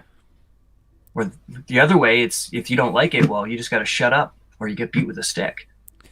And okay, Matt, anti-vaxxers are holding us all back. Selfish babies. How so? A friend of mine said to me the other day, he's very frustrated with the anti-vaxxers, and he holds the anti-vaxxers all responsible for his inability, he can't go to the gym and it's all because people who aren't vaccinated. Go for a run. Their fault. Think about that stupidity for just a moment, if you will, please. He can't go to the gym because other people aren't vaccinated. The people who are not vaccinated are not preventing him from going to the gym. The government, our fascist, communistic government, is preventing him from going to the gym, Matt. Okay? Nobody who is unvaccinated is preventing him from going in there. And since he's vaccinated, my good friend who is vaccinated is all vaxxed up, triple jabbed, what the hell is he afraid of anyway? He can go on down there anytime he wants, as far as I'm concerned, and nobody's stopping him except the government. Nobody unvaxxed is stopping him. So what a stupid damn thing to say. And this demonization of people who are not vaxxed is very dangerous. People like you, Matt, are the ones who want to throw people who aren't vaxxed in camps, and that's pretty sick as far as I'm concerned, because you don't give a damn about people's freedoms. You don't give a damn about people's rights, Matt. Okay? You're a pro-vax, pro-experimental drug needle jabber. That's what you are, Matt. Okay? You're a freaking communist, Matt. And you don't care about freedom at all, Matt. No. Okay? So stop conflating communism with something that's good, Matt. But come on over, and when you change your mind and see the light, we'll open you with open arms, because even though I'm a little pissed at you right now, Matt, I still love you, man. Okay? I still love you. And so come on over and see the light, and you'll find out that people on the other side are not on the right or the left. We're on the side of freedom for everyone. And that includes you having the freedom right here, right now, to call out your views and share your views right here, right now. And we're not afraid of it because we'll explore and discuss and debate all you want. But we're not a bunch of selfish babies, and people who are not vaxxed are not selfish babies. They're just making a personal health care choice, just as you can make a choice to get vaxxed or not get vaxxed. That's entirely up to you. If you think it's going to help you by injecting yourself with this drug that hasn't really been fully explored in terms of efficacy or safety, and you want to lay it all, go right ahead. They're not. They're not a bunch of selfish babies. They're just Canadians, ordinary Canadians, worried about their freedoms and making personal health care choices. Matt. Well said. Now, I don't think that deserves the time of day anymore. Now, there was somebody who said something. And the protesters are free to protest like babies, eh, Matt? Yeah, okay. Keep on calling out your names, because when you don't have anything valuable to share or anything of value to say, you guys always resort to name calling, Matt. But now that we've gotten this far, I don't think it's really... Is there any other comments we can take a peek at? Time to move on here, Matt. But please stay tuned, because again, we're fighting for everybody's rights to be able to I don't mean to get free too negative. I don't mean to get too negative with Matt, but my God, you know what? People have to stand up for the churches. People have to stand up for the unvaxxed, because nobody's been doing that for the past 2 years. Nobody. And it's been very dangerous what's been going on. And this demonization leads to very dark places. It's very dangerous. Very dangerous. That's why, I hope you get COVID and die. Oh, yeah. Well, thank you, Justin Trudeau and Matt, for throwing fuel on the fire of fear and hate. It's funny. A lot of the behavior I found with a lot of the divide across Canada in regards to all this too, it reminds me a lot of, you remember, like, say there's those people in school who would be like, like the really popular or whatever, but they're assholes, but they know the rules. So everything they do, they're like, oh, well, can you believe this? He was so nice of him to bring us to our attention. And then they would use that and then abuse them, but in a way that it wouldn't actually be deemed wrong, but it's clearly belittlement. You're indignifying the person, or you're putting them in a situation where they have to make a choice. And it's like, a bit of a browbeat in a way, but and then at the end of the day, if they get called out on it, there's nothing that they actually did wrong, because the system backs it up. Matt wants people to not get COVID. Well, that's nice. No, I don't want anybody to get COVID either. Nobody does. And nobody wants anybody. Matt wants them all to get vaxxed, so it's not so severe. Well, Matt, nothing the government has told us, as far as I can see, has really been accurate from the beginning of this thing. They said that the vaccine was 95% effective, that if you got the jab, you wouldn't get COVID. And then we saw that really wasn't true. And then they said, well, it's not as effective as we thought. And now it's turned into, you can get it. We know that if you get vaccinated, and you can spread it if you get the jab. So it doesn't prevent infection. It doesn't prevent transmission. So none of what they said in the beginning was true at all. And now they're saying, but if you get it, it won't be so severe. And now we're finding out that, and I don't know if I can really say all of this stuff here on YouTube, but if you go and check the facts, Matt, you'll find that maybe the Omicron virus and the original vaccine that they're using to boost people, well, you go check the stats and you find out what's really being said about it now. Okay. And so it's a personal damn choice. It should be a personal choice. You want to go get it, go ahead and go get it. But you don't get to dictate to me or to Brendan or to Sally down the street or Joe the farmer or Frank the trucker what he has to do to his body. Okay. And they're no threat to you, and they're not preventing you from going to the gym, but the government's a threat. And so is, and so you can go to the gym all you want. They're the ones preventing you from going to the gym and preventing my friend from going to the gym, not the people who are not vaxxed. In fact, with these mandates in place, Matt, people who are not vaxxed aren't even allowed to go into the gym. So, I mean, that's kind of my point, right? they're if you're not jabbed, you can't go to the gym, but they're still preventing people who are jabbed from going to the gym because there's still some sort of a threat down there. So what the hell is the point? Please, I'd like to know what the logic is, Matt. I'm really not interested in living the rest of my life stuck, cooped up inside like some kind of animal. None of this ever made sense because even with the flu vaccines in the past, people would never be like, well, do you have the flu vax? Nobody's ever asked me that my whole life. Do you have the flu vax? And deny to hang out with you, or none of their damn business. It is none of their damn business.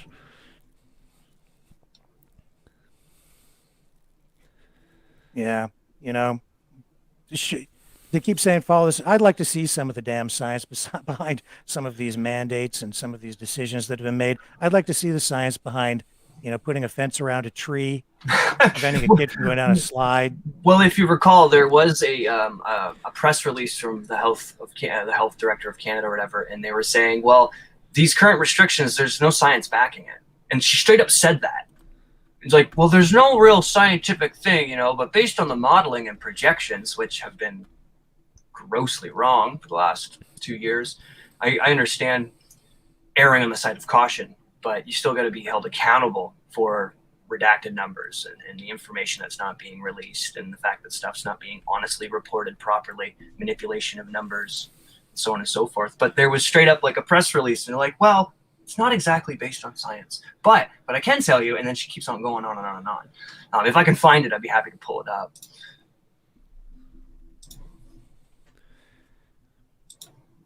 Oh, in hindsight, how many things I should have saved this last 2 years.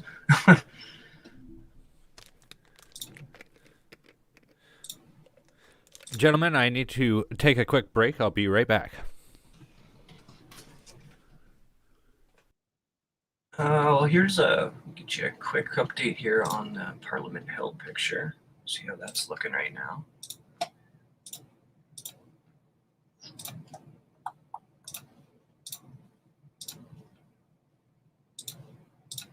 There you are.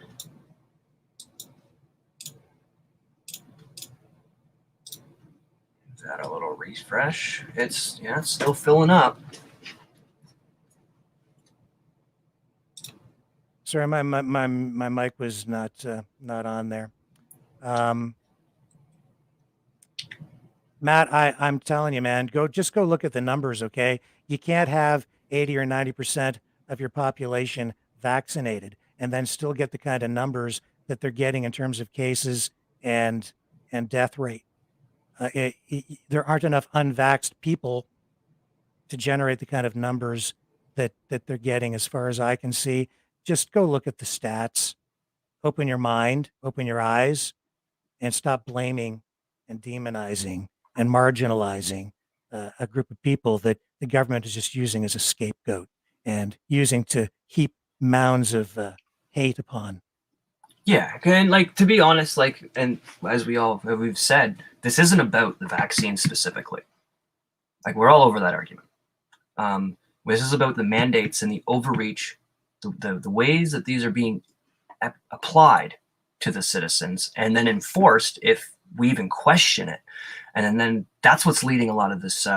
Yeah, Jonathan, I muted myself, so you'll be doubly happy to hear that I did that. He's a self-starter. But a lot of it is, it's not about the specific inoculations themselves. It's in a way that they are actually applying this and enforcing it and basically going, oh, well, it's your choice, but you're not going to be allowed to work. Mm-hmm. And it's like, well, I have the right to life and liberty and be able to feed myself and all these things, right? And that's the problem. They're treating us like children. They give us, well, you have your age to vote, your age to this, you're a consenting adult, you could be held legally liable. But then all of a sudden at the end of the day, when I try to question something, all of a sudden now I'm a child and I don't know better. Yeah, I think we've heard enough from Matt today anyway, so we're going to move on. But again, to remind people, it's about the mandates. That's why we're here. We want everyone to be free to make their own choices based on the information they have available in front of them. Mm-hmm. Yeah, that's right. And be allowed and respected to make those choices without being punished for it. It's not the type of country that I was raised in. We do have some more people on the ground in Ottawa, and They will be, I hope, signing on to join us at some point during the broadcast, as long as they can get a connection to give us again the lay of the land down there. And as we've seen, Randy Hillier was on earlier, and we've seen Maxime Bernier down there. And yeah, hopefully we can get some more clips and some more idea of better idea of what's going on down there at Parliament Hill today. It's been a pretty incredible display of patriotism and pride in Canada, and it's been a long time in coming, I think, because these days you just don't see much national pride. Oh, well, it's come to the point where if you have any national pride and express it, you're a nationalist. And Yeah. I don't personally see too much of a problem with being a little bit of a nationalist. You should be proud of the country you were born in and the values that, But again, there's definitely a line, right, between being having pride and being too proud, right? So I think that might be. There's Jay says that he went to Tim Hortons and half his town is on the side of the road waving Canadian flags, and wow, I mean, incredible. It has to warm your heart, right? It really does. And really this does. whole convoy, this demonstration today, peaceful, law-abiding, Canadian-loving citizens down there exercising their democratic right to protest, to demonstrate, and they're taking it straight to the government. But of course, we do have a standoff happening down there, and still no sign of any politicians coming forth to meet with the truckers or anybody from the group to talk. I have I just to circle back a little bit about what we said. So you have all these mainstream politicians who are afraid to go out there, but meanwhile you have politicians like Randy Hillier and Maxime Bernier that are down there. Like that's I think that speaks volumes. Yes. I have a clip on the ground in Ottawa. We're gonna play this. This is from John. He was on our live stream last night. Let's check it out.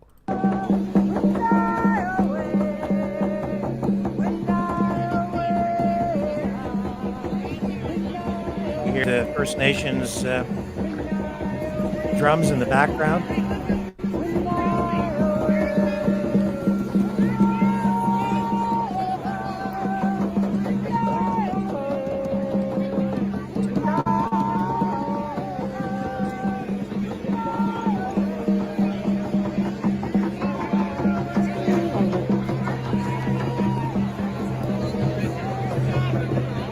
There you go, Jocelyn Church. There's some First Nations in the background there, just as you were mentioning in your comment.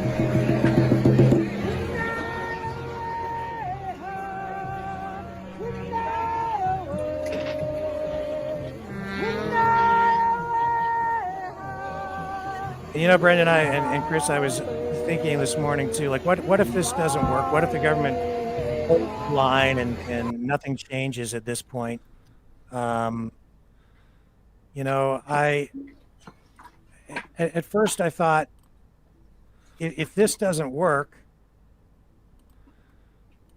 we're probably in for a long period. Then probably nothing will change. But I've kind of changed my view on that, and the reason is for exactly what we're seeing there. If you go back even 6 months or a year ago, there's no way you would have seen a crowd like that.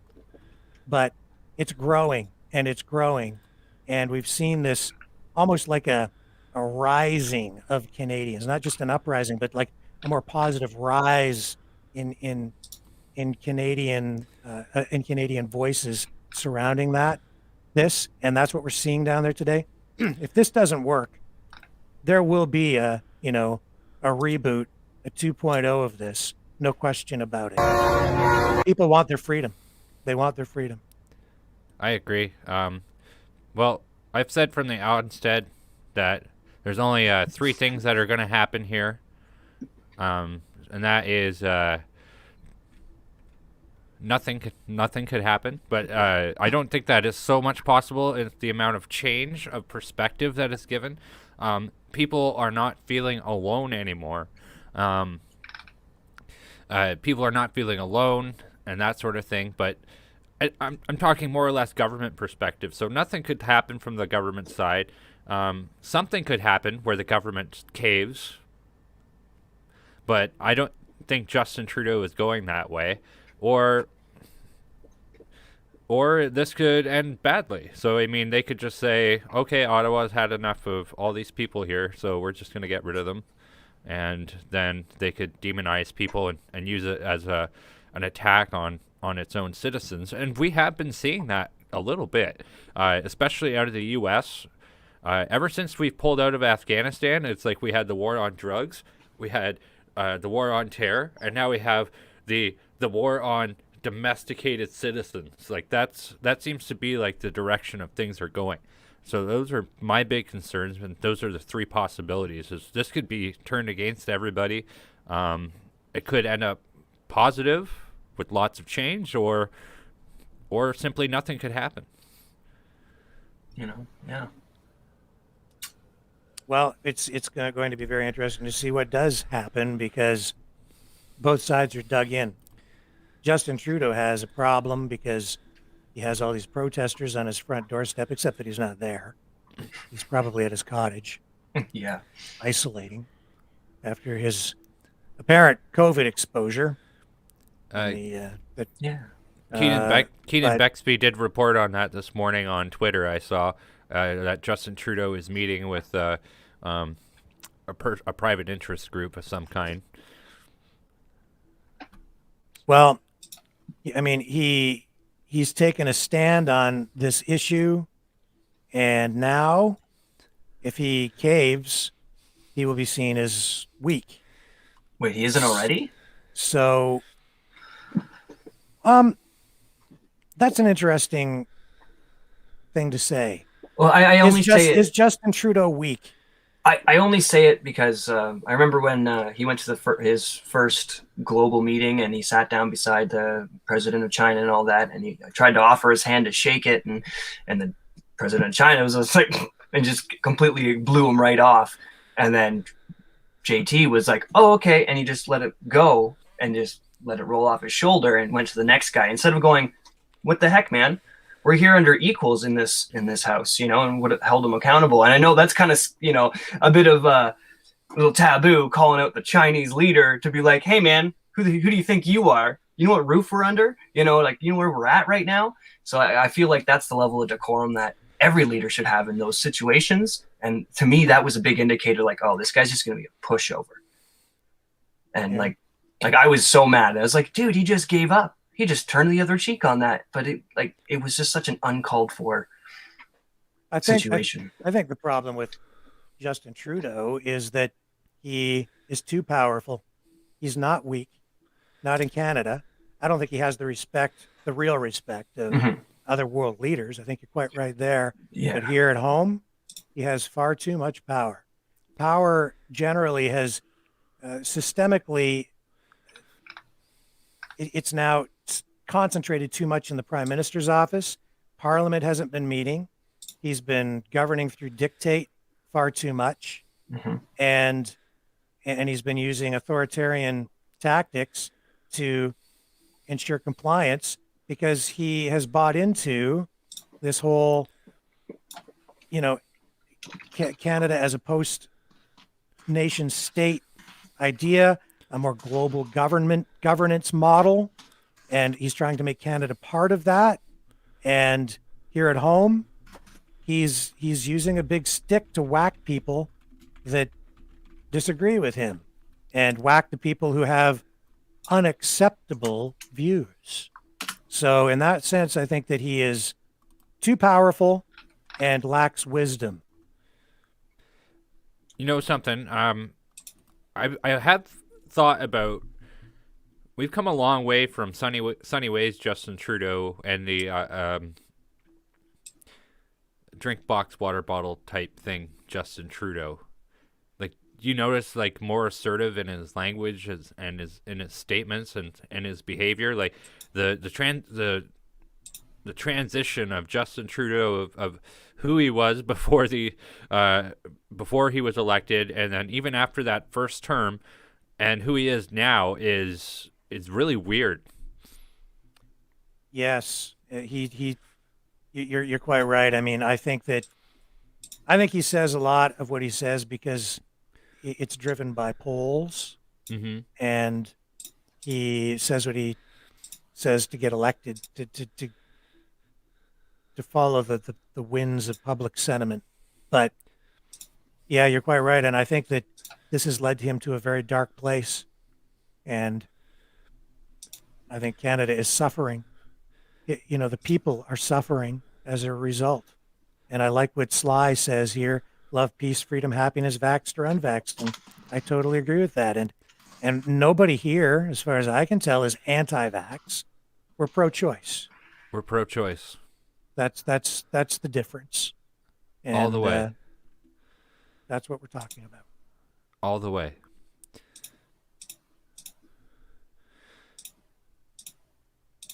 So yeah, I don't know, Chris. I don't think that Justin Trudeau is weak. I think he's far too powerful. He's definitely become too powerful. I hear you. And the conditioning of it all too definitely didn't help. Like the what's led up to this, right? And he's got the right pieces in place. Like I remember Bren and I were talking, and like almost a year ago now, and I said, well, at the end of the day, you gotta give the guy some credit because he is playing the game properly. Because clearly he's still in office. What do you mean? Like he's not playing the game properly. He's playing the game effectively. Yes, and I guess better choice of words. Properly would be what we want, but I mean, he's doing what he's able to based on what he has available, and he's doing a good job at that. And like, if he wasn't, we would have probably got rid of him. But again, it's not saying he's doing a good job at the job or that he's supposed to be doing. It's more of a general term. Like he's doing well to avoid and evade a lot of different things. He's been able to talk his way out of scandals. He's been able to just get out of so many different scenarios where he's like, oh yeah, well, my hands are clean. And then he walks away, and then we all sit here and bicker about it for 2 to 3 months later. Right. Yes. And then the next thing happens and the next thing happens. But on the note that you mentioned, he's doing a lot more dictating from himself instead of throughout a party because of Parliament not being in place. That also contributes to the point of oh no, give me a second here. Pardon me, we'll have to come back to that part. I just lost her there. I do have something I can share from last night. Sure. Let me just bring it up here for you, Brendan. It's probably the most Canadian thing I've seen out of all of this. Mm-hmm. Hey, that's from in town. Dear goodness. I was worried about people freezing to death out there, and look at that. Well, he's not. Not at all. Look at that. If that is not a brave person, I don't know what is.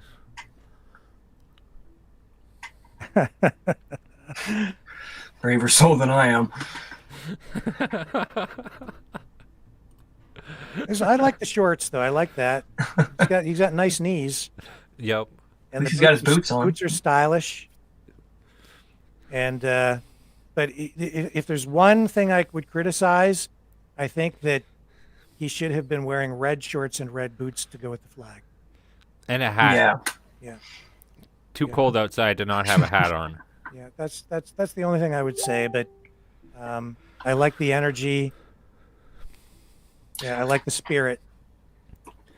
So sorry. As I was saying there, so I did just get a word here from live on the ground. Sorry, Chris, I'll let you. Oh no, not at all. Go ahead. So I do have someone in Ottawa. It says Raidu Mall is jam packed with peaceful, happy protesters. Not a mask in sight. Security guards are keeping an eye, but they're happy with everything so far. Just saw this from a friend's live stream. So fantastic. So things are looking good. Definitely. So yeah, the point that I was meant to say earlier is even during that whole point too, all of a sudden the gun ban came, didn't get voted on, nothing. It just happened. And it kind of ties in with what you're mentioning. He's making a lot of these decisions, dictating a lot of these choices instead of going through the proper channels. And that kind of makes you raise your eye too, going, that's kind of weird. That's kind of a big deal. Why didn't that go through the proper channels? But yeah, it's definitely a question of the transparency needed, right? And, you With know, our, Jumanji here officials. says that Trudeau will have them all arrested as terrorists. And I have seen people make reference to Trudeau saying that these protesters are terrorists. I personally, though, and I want to be accurate, I haven't heard him use that word myself. Have Not you yet. guys heard that? Not yet. But I don't think he's far off from that. He's certainly No. called them other names. No, they definitely has called them other names. I don't think I've heard terrorist either, to be honest. No, I haven't either. I think that would be a nail in his own coffin if he did that, you know? I don't think it's too far. I think it's the next tool in the toolbox, if you ask me. And yeah. Yes, I would maybe. agree with that. I think that's just the next step. And I think that's what they're, you know, I honestly, I think some people are hoping for that. I don't. And you don't think some people on the other side are hoping for that? Oh no, I said I hope they not. Like I hope that it doesn't. I hope it doesn't become that because, like I've said before, it just smears it all. It ruins So the whole message. Here's a news report for everybody. So the Freedom Convoy 2022 Facebook group did get knocked down. Again? It's like Yeah. a third, fourth time now. Yeah, and there's a new one up now. But yes, it did get knocked down. Shout out to the creators of those pages keeping an eye on this stuff and staying on it because that's exactly what we need.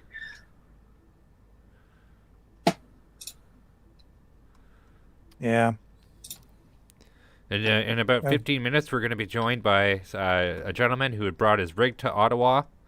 He drove out there this morning, so we'll be catching up with him in about 15 minutes. Fantastic. Yeah, that's going to be exciting because as a truck driver, he will be able to give us that kind of perspective and as well as give us some, you know, again, the lay of the land down there to let us know what's happening on the ground at Parliament Hill. Lots and lots of people and lots of activity.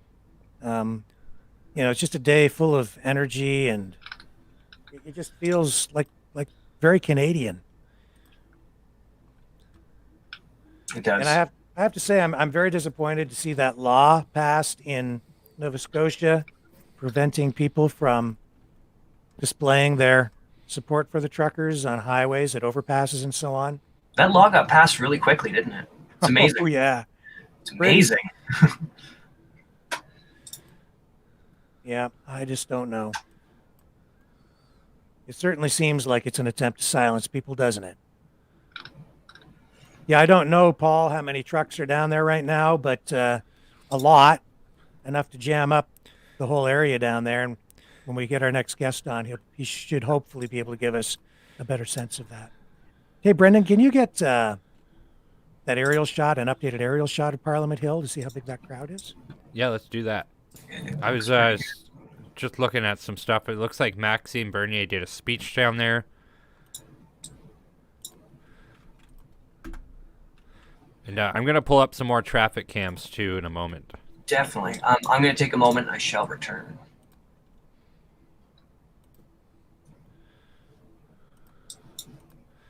And here we have Parliament.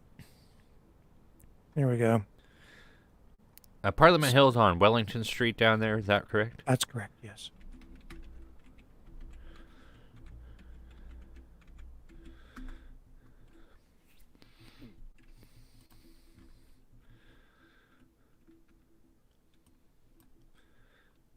Yeah, Trader, I think that what you're saying there holds some truth.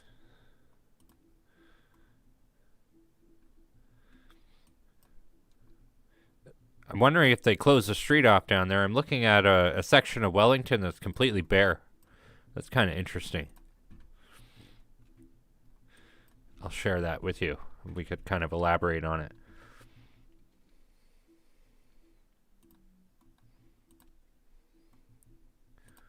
And that's right, Ninth Citizen, not anti-vax, pro-choice. There's a difference. What are we looking at there, Brendan? What's that? That is Bay and Wellington. I found it very odd. There's not anything on the street. So I'm wondering, did they close that road off? Like that's Parliament in the upper left-hand corner of the screen. Yeah, that's not right there at Parliament Hill. So that's somewhere in the vicinity, but not right there. So there's Yeah. not a lot. There's not a lot going on there. Yeah. But I did get the other shot, and it is packed.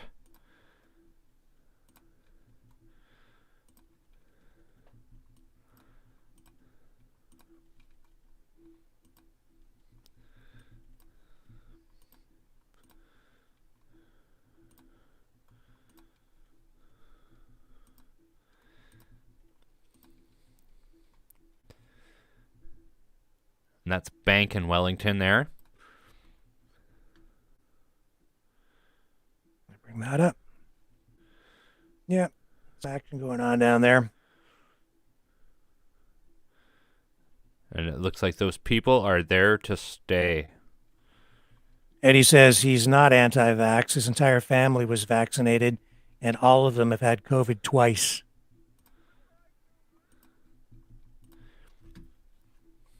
That's interesting. I know that I know some people who've been vaccinated and ended up getting COVID.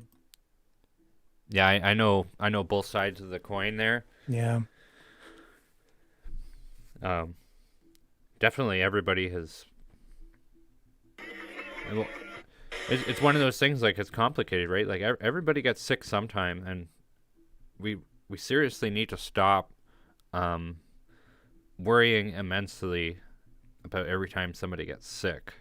Like it's bound to happen at some point or another. Young children always get sick. It's been a thing forever. And it is important that we do have healthcare. I have been kind of worried about our healthcare systems. We haven't added anything to it, so we say, oh, our capacity is very affected. But we talked about this already a little bit, but just to kind of circle into it a little, we haven't boosted anything as well as we could have. But we have to ask ourselves, like, if they're going to start taxing people who are unvaccinated, then people who play sports and break their leg playing sports, do we tax those people too? Like, when does it stop? That's the most dangerous part about this type of thinking, is you have to ask yourself, where does it stop? Yeah. It's I don't think it should have started. No, it should have never started. And that begs the question, when does it stop? Well, I keep hearing phrases from some people who say, well, it stops when we say it stops. Mm-hmm. But that's not, that's sort of true, not entirely true, because the government, it stops when the government stops using coercion to enforce it. And in order to get to that place, we have to go through what we're going through right now, I guess. But it's a process, and it's been a long haul, and it's taken a lot of time for people to get here. But I know that Action for Canada, maybe I can find this for you. They are tomorrow, I believe. I think it's tomorrow. They're calling on people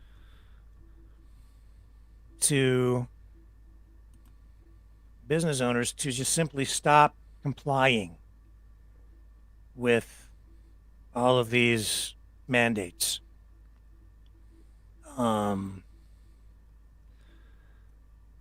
I don't agree with everything that Action for Canada does. I don't agree with all of their approaches. but I did see a poster for that, and so it'll be interesting to see tomorrow. And I'm not sure where that poster is, but it'll be interesting to see if anybody follows that directive or that direction or suggestion I'm tomorrow. sorry, what were they suggesting? I was just getting our... Action for Canada, calling on business owners and others to just simply stop wearing Yeah. masks, stop enforcing the vaccine passports, just stop everything. Don't enforce it anymore, because these mandates are being enforced by shopkeepers, gym owners, by the general public calling in to rat out their neighbors, right? So, not 16-year-old kids working at restaurants. Like, that's what the heck is going on with that? Like, that is such an unfair system where we're going to put something in where we're going to force you and your employees to uphold it and to establish it. And if you don't do it, then we're going to penalize you and take away your business license and shut you down.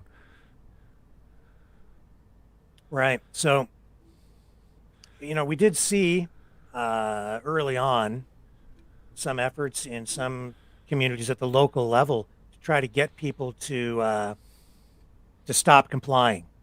There was a movement here called Opening Day early on in the pandemic, when the first round of lockdowns was in place, and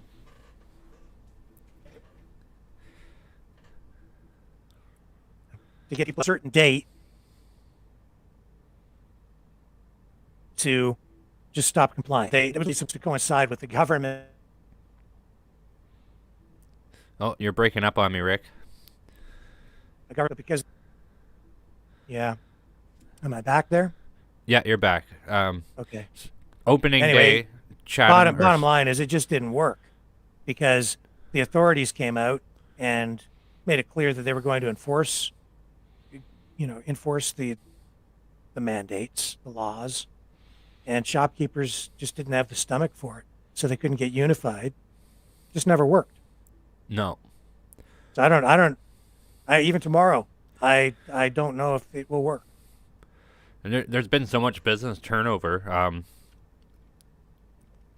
I think the number of small businesses that have been impacted and locked up shop and took off is astronomical.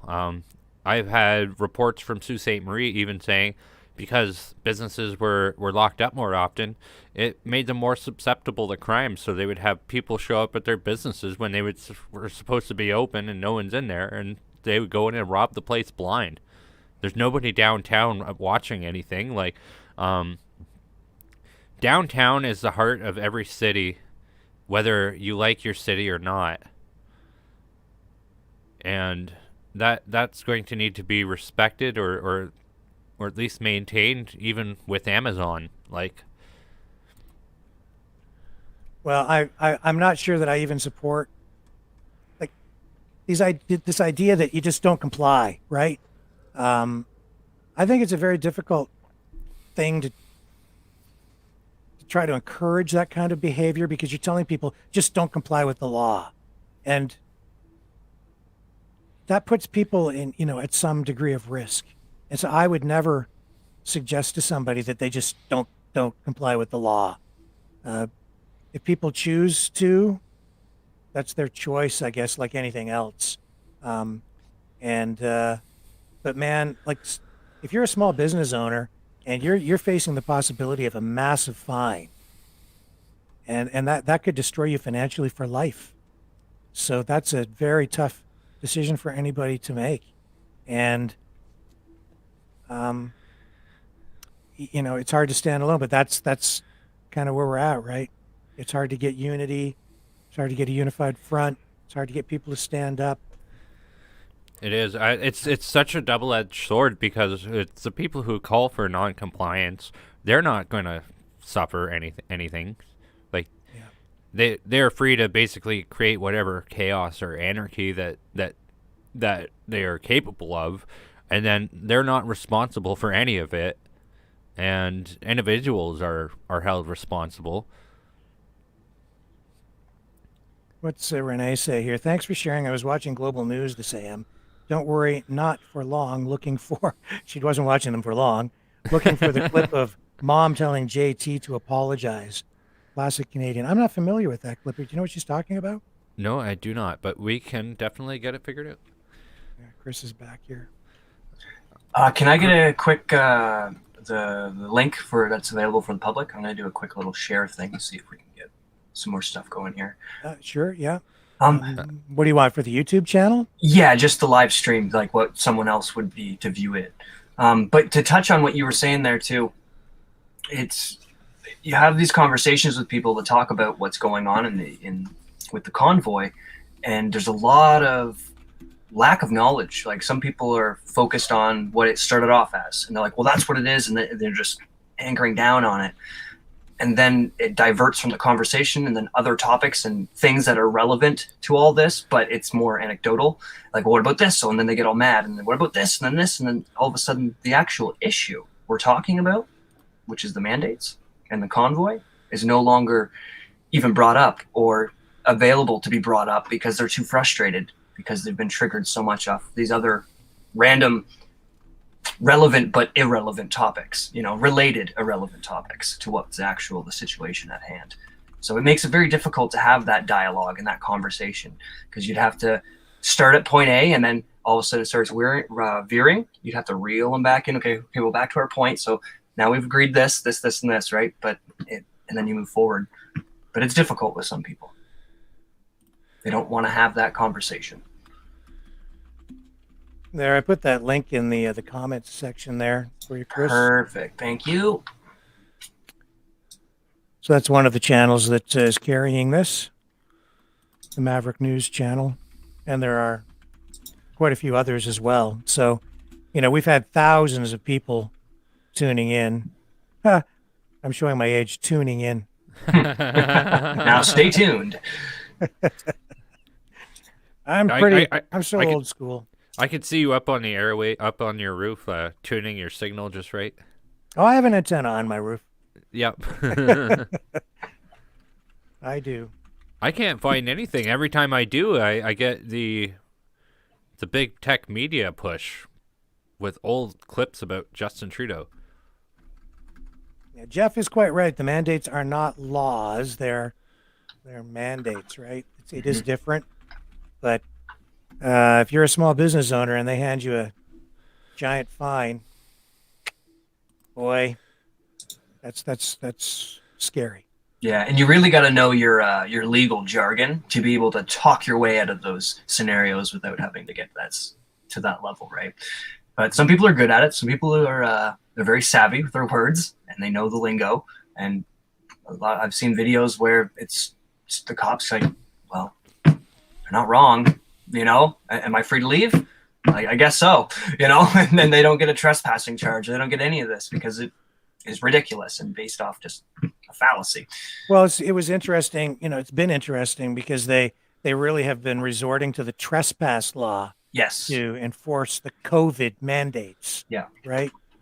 And which is funny because I remember in the first year when there was the tent city in the Toronto Square and all that, and Rebel News went all there, and they kicked Rebel out because of the trespassing and all that. The same process, but yet they didn't follow suit with any of the other, the mandates, the protocols, the restrictions. Oh, sorry, where did I get? But basically, those terms of trespass were enforced on the reporters of that independent media company and not on the people who were actually trespassing.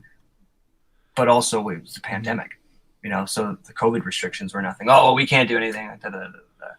But then there'd be other different protests later in the year, like anti-lockdown measures and such. And they're far-right extremists and they're we're dirty and we're unvaccinated and all the, all the other things that we've heard. And it's just like, well, do we get to protest or don't we? Is it trespassing? Isn't it? We need some clarity. Mm-hmm. Can we get another screenshot of Parliament Hill there, Brendan? Because I think people really want to kind of get a sense of what's going on Parliament Hill rather than just listen to us yammer, yak and talk. Yakety yak yak.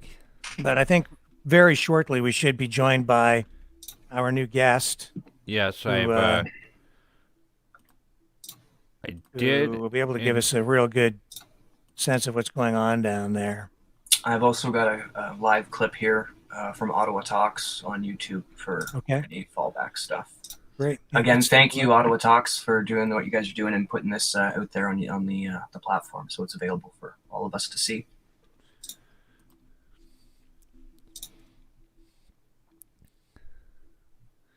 Oh yeah, lots of people. Lots of people. I'm going to turn the volume up here.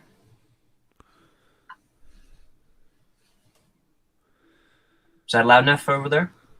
I don't have any audio, actually. Yeah, no audio at all.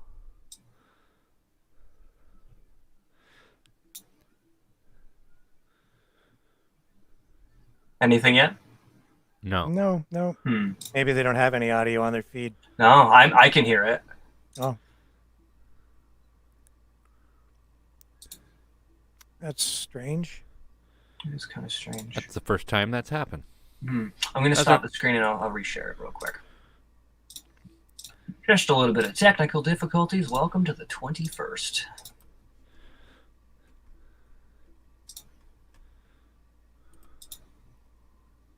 Still nothing? Is that a new screenshot there, Brendan? I'll throw Which that one? up. Yeah, that's a new screenshot. That's Parliament Hill right now. Yeah. So, that's a still shot from an aerial camera. And how recent is that shot? Just a few minutes ago? Yeah, just now. It refreshes every 60 seconds.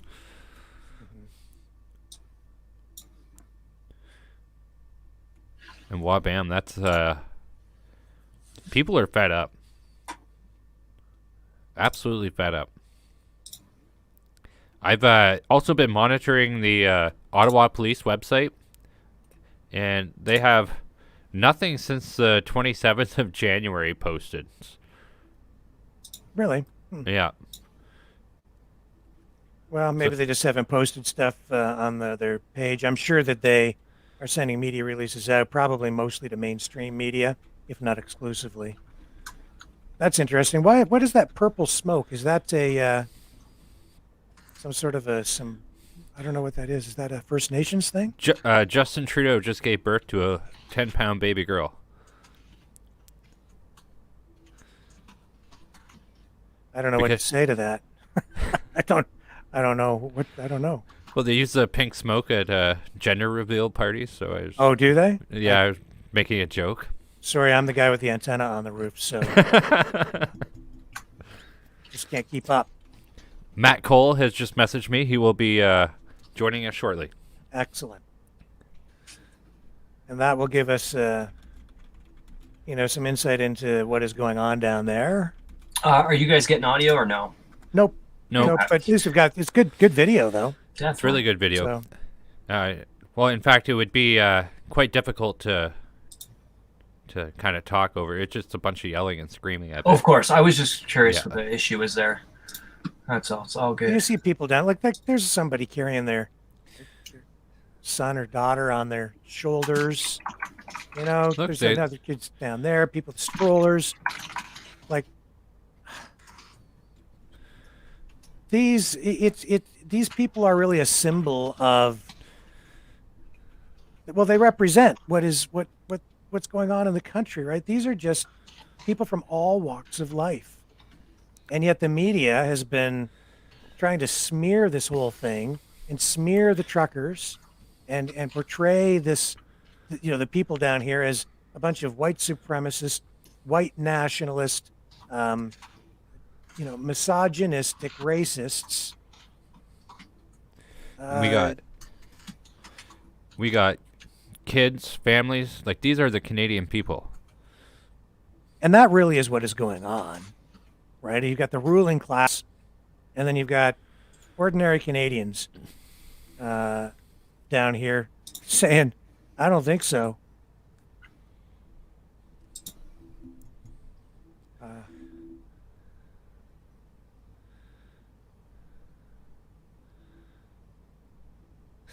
There's a interesting comment here. Bitter Wanderer wrote, the truckers drove by my house all day yesterday and into the night. Loved every minute of it.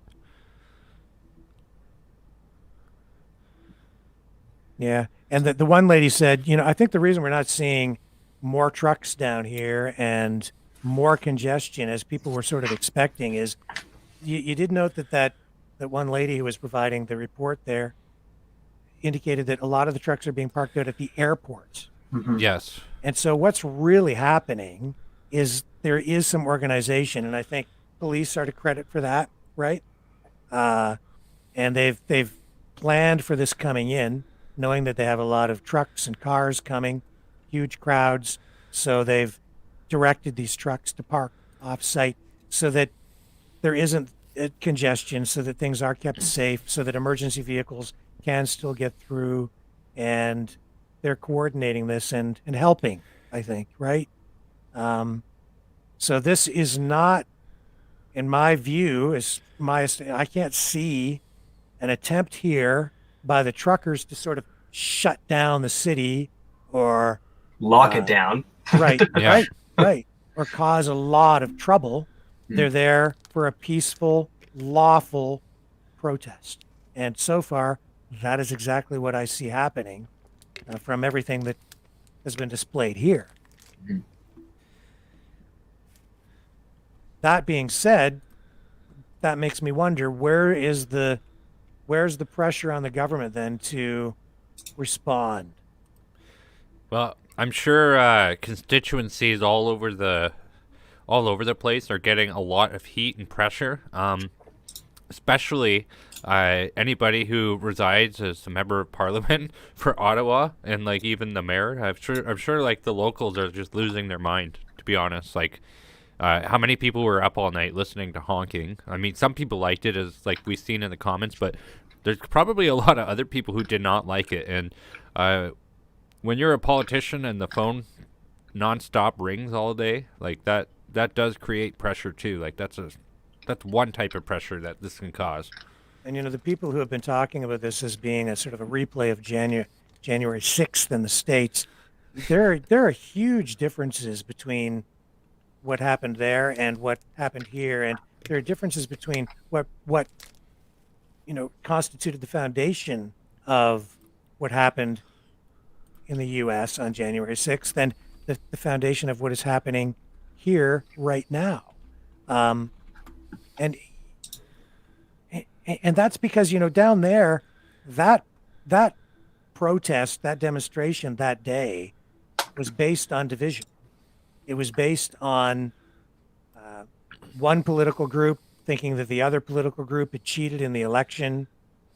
But regardless of what your views are on that, that there was that kind of division, and there was anger over that, and they felt like, but here, this has a different energy to it, and this is about people more coming together from all walks of life, all political stripes.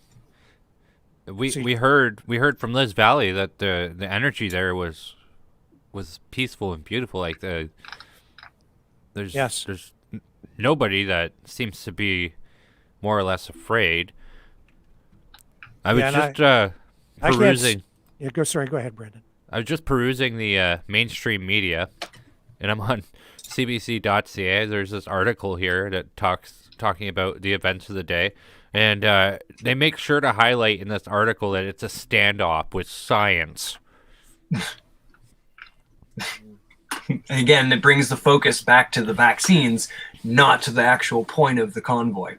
Again, it's distract, deflect, right? And Bitter Wanderer shares a link there for the Action for Canada non-compliance website, one that I was mentioning. They want people to, stop working. It's basically sort of a strike action in a way, right? Stop complying, keep hearing that. Whether people will follow through, you need mass non-compliance.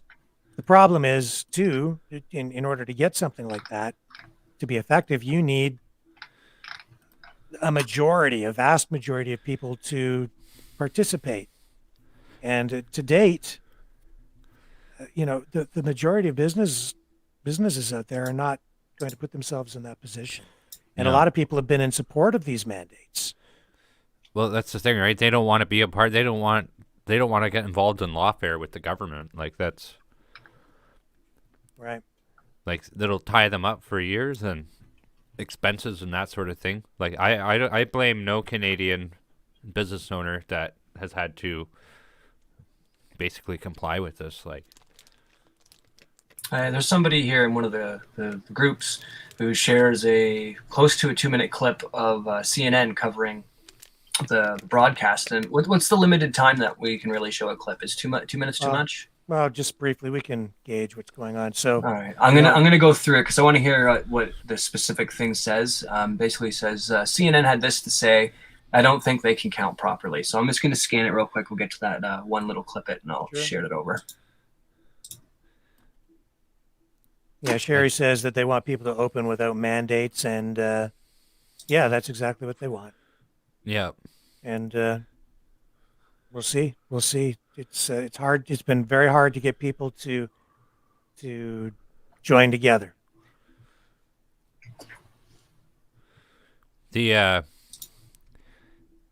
The CBC article, I can't believe that. It's the ruling classes seem to have created a new religion, and the new religion is we are the science and you can't question us. It's like that is not what science is.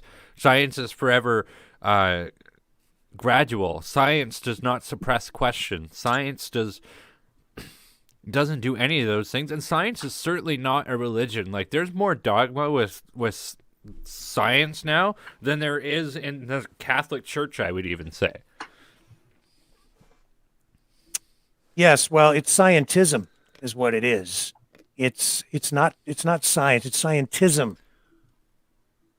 And in that sense, it's like a religion in and of itself. And that's really what is at the heart of a lot of this is the Charter of Rights and Freedoms makes it clear that our rights and freedoms come from God, not from government. People, especially people on the left, in a secular society, people who don't believe in God, and in particular socialists, right? They believe they end up putting their faith in the state. And if your rights don't come from God, then where do they come from? Well, they come from government. And what's government? It's just a collection of some people. Yeah. And so if our rights don't come from God, then they come from Justin Trudeau and maybe a few people around him. But ultimately, he becomes the dictator, right? In any country, the prime minister, the president, the leader of the country.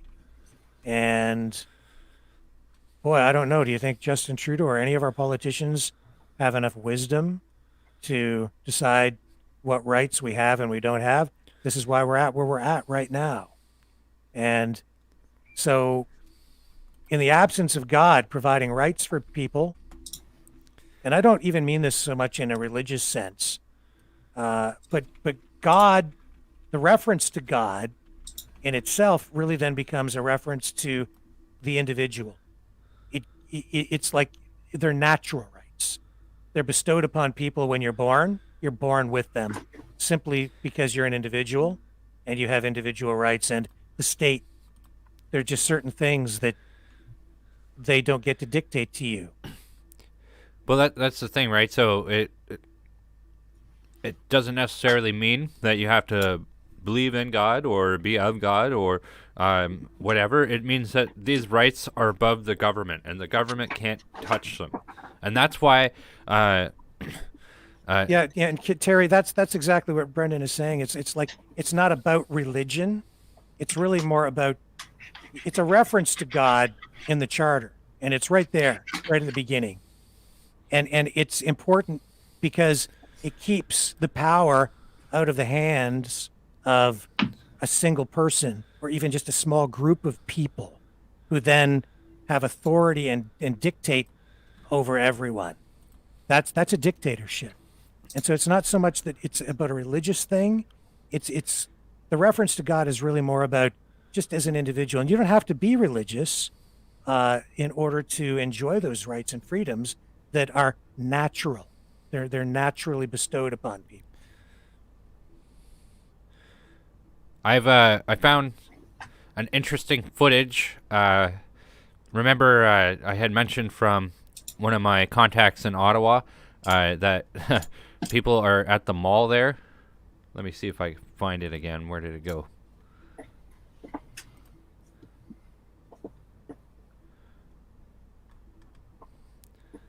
Like people are protesting at the mall?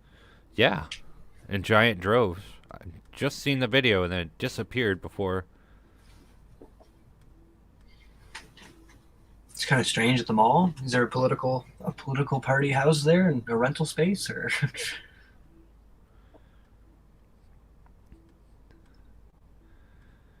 Do you folks remember that police officer who had spoke out? Sorry, she Brendan, said I was she- distracted. Yeah.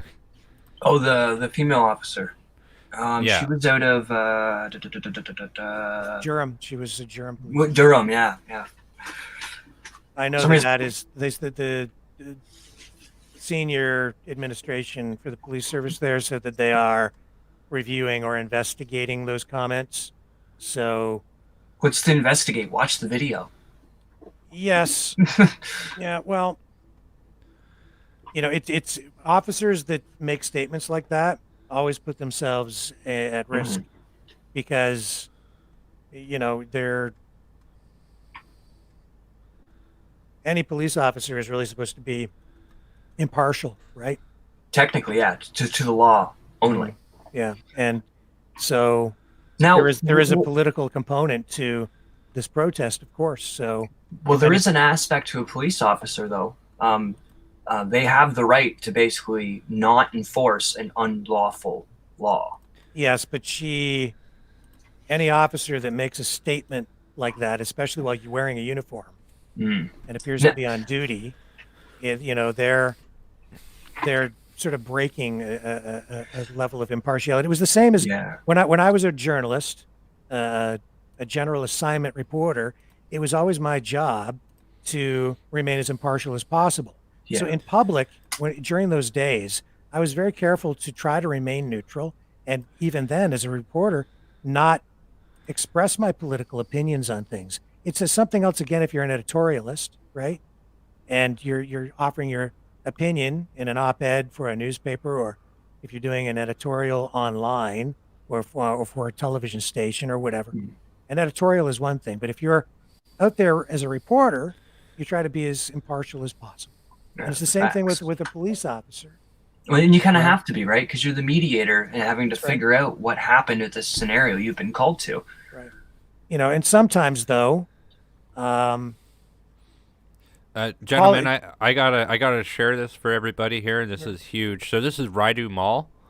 Rideau. Rideau, yeah, Rideau. The Rideau Center. It's right downtown, right next to attached to the Westin. Yeah, baby!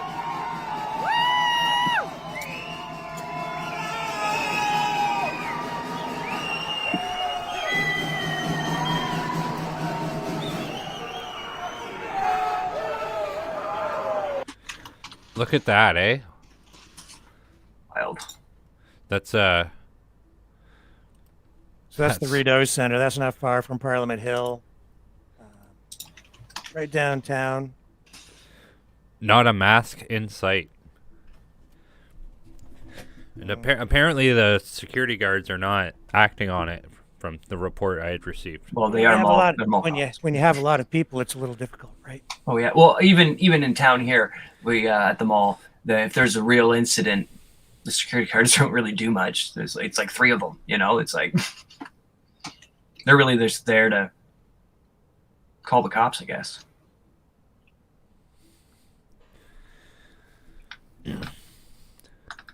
Now I have been trying to get our friend Matt Cole on, and I'm not sure what his situation in Ottawa is, so we are missing out on that, unfortunately. Yeah.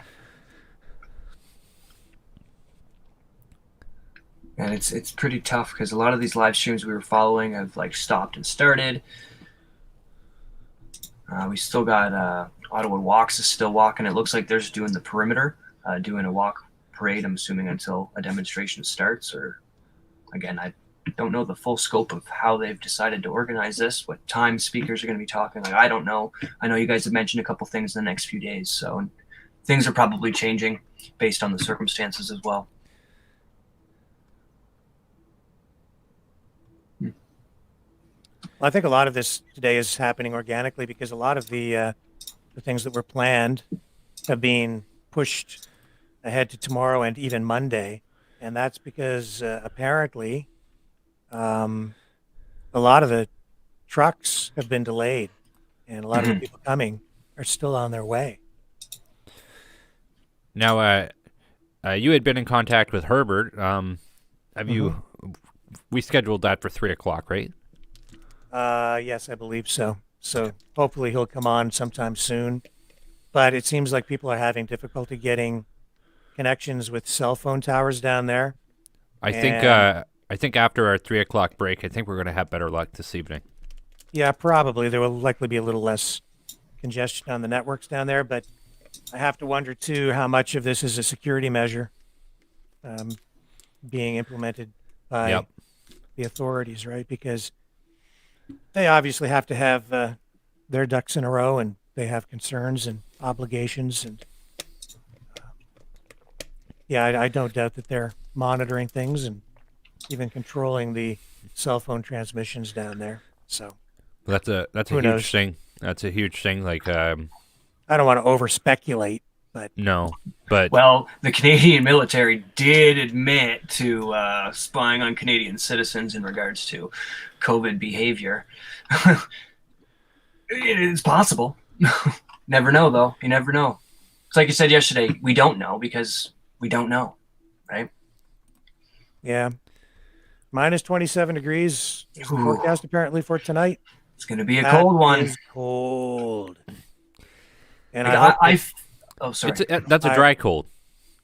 Well, again, I really hope that people have proper accommodations, that people are trying to stay in their cars if the crowd is that large. Yeah. That could be very dangerous. Yeah, the cars specifically, like truckers, they generally have beds and a lot of the necessities they need for their life job on the road, right? But it's a lot of the everyday people, the SUVs and the little 4-doors and the coupes, and a lot of these people who didn't maybe not have realized how big this really was going to become, right? And now they're like, what if they get stuck there and the weather's so cold? And it's tough to say what's going to happen from here. Just definitely wishing them all the best. Yeah, that's why we're kind of on the edge of our seats here. And I think that's why so many people are interested too, because we'd already gone over this, that this could go so many ways. It really can.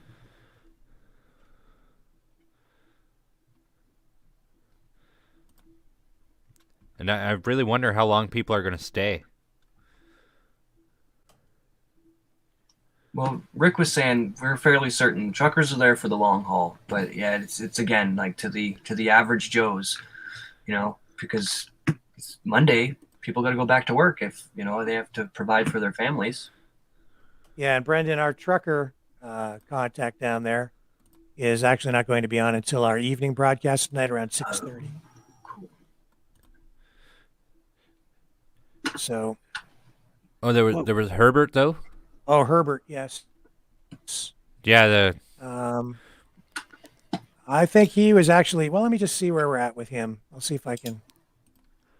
The other gentleman. He's last told me he is currently on his way to downtown, so he may not be accessible to his phone.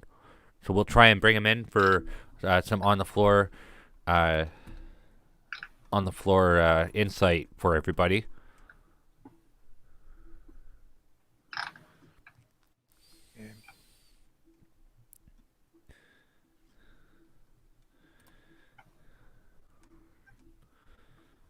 Yeah, I don't know if Herbert will be joining us or not.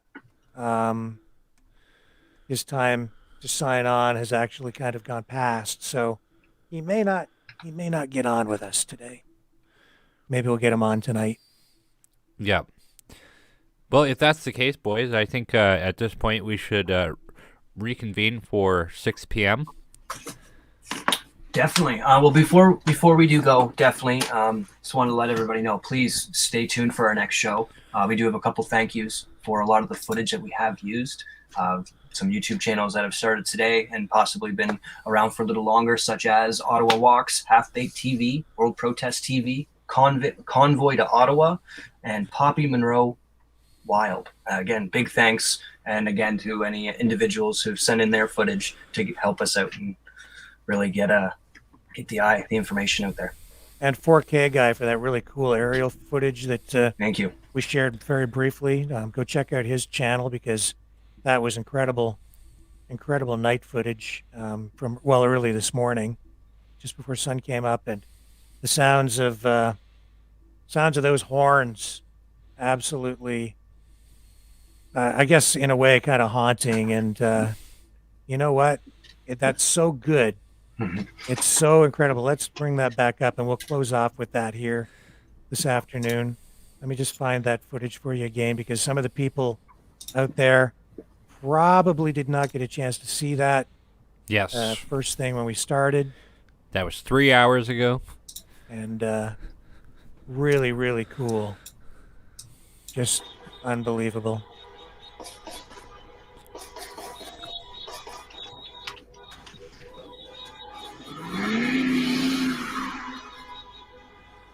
He actually released another one. Oh, no, that was from the day before. Mm-hmm. Yeah. Keep it coming, 4K guy. You're doing an amazing job. That was early this morning, and it's kind of been going like that ever since. Again, these horns are really being heard around the world. And awesome footage from the 4K guy. Lights are beautiful. You're right, eh? It is kind of haunting. I'm glad it's not directed at me. Yeah.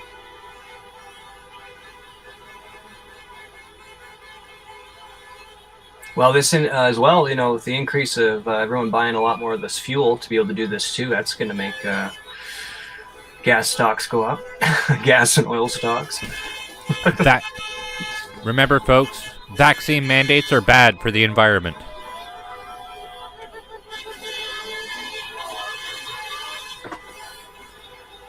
Wow. And I think the message being sent with all those horns is loud and clear. The question is, will the Prime Minister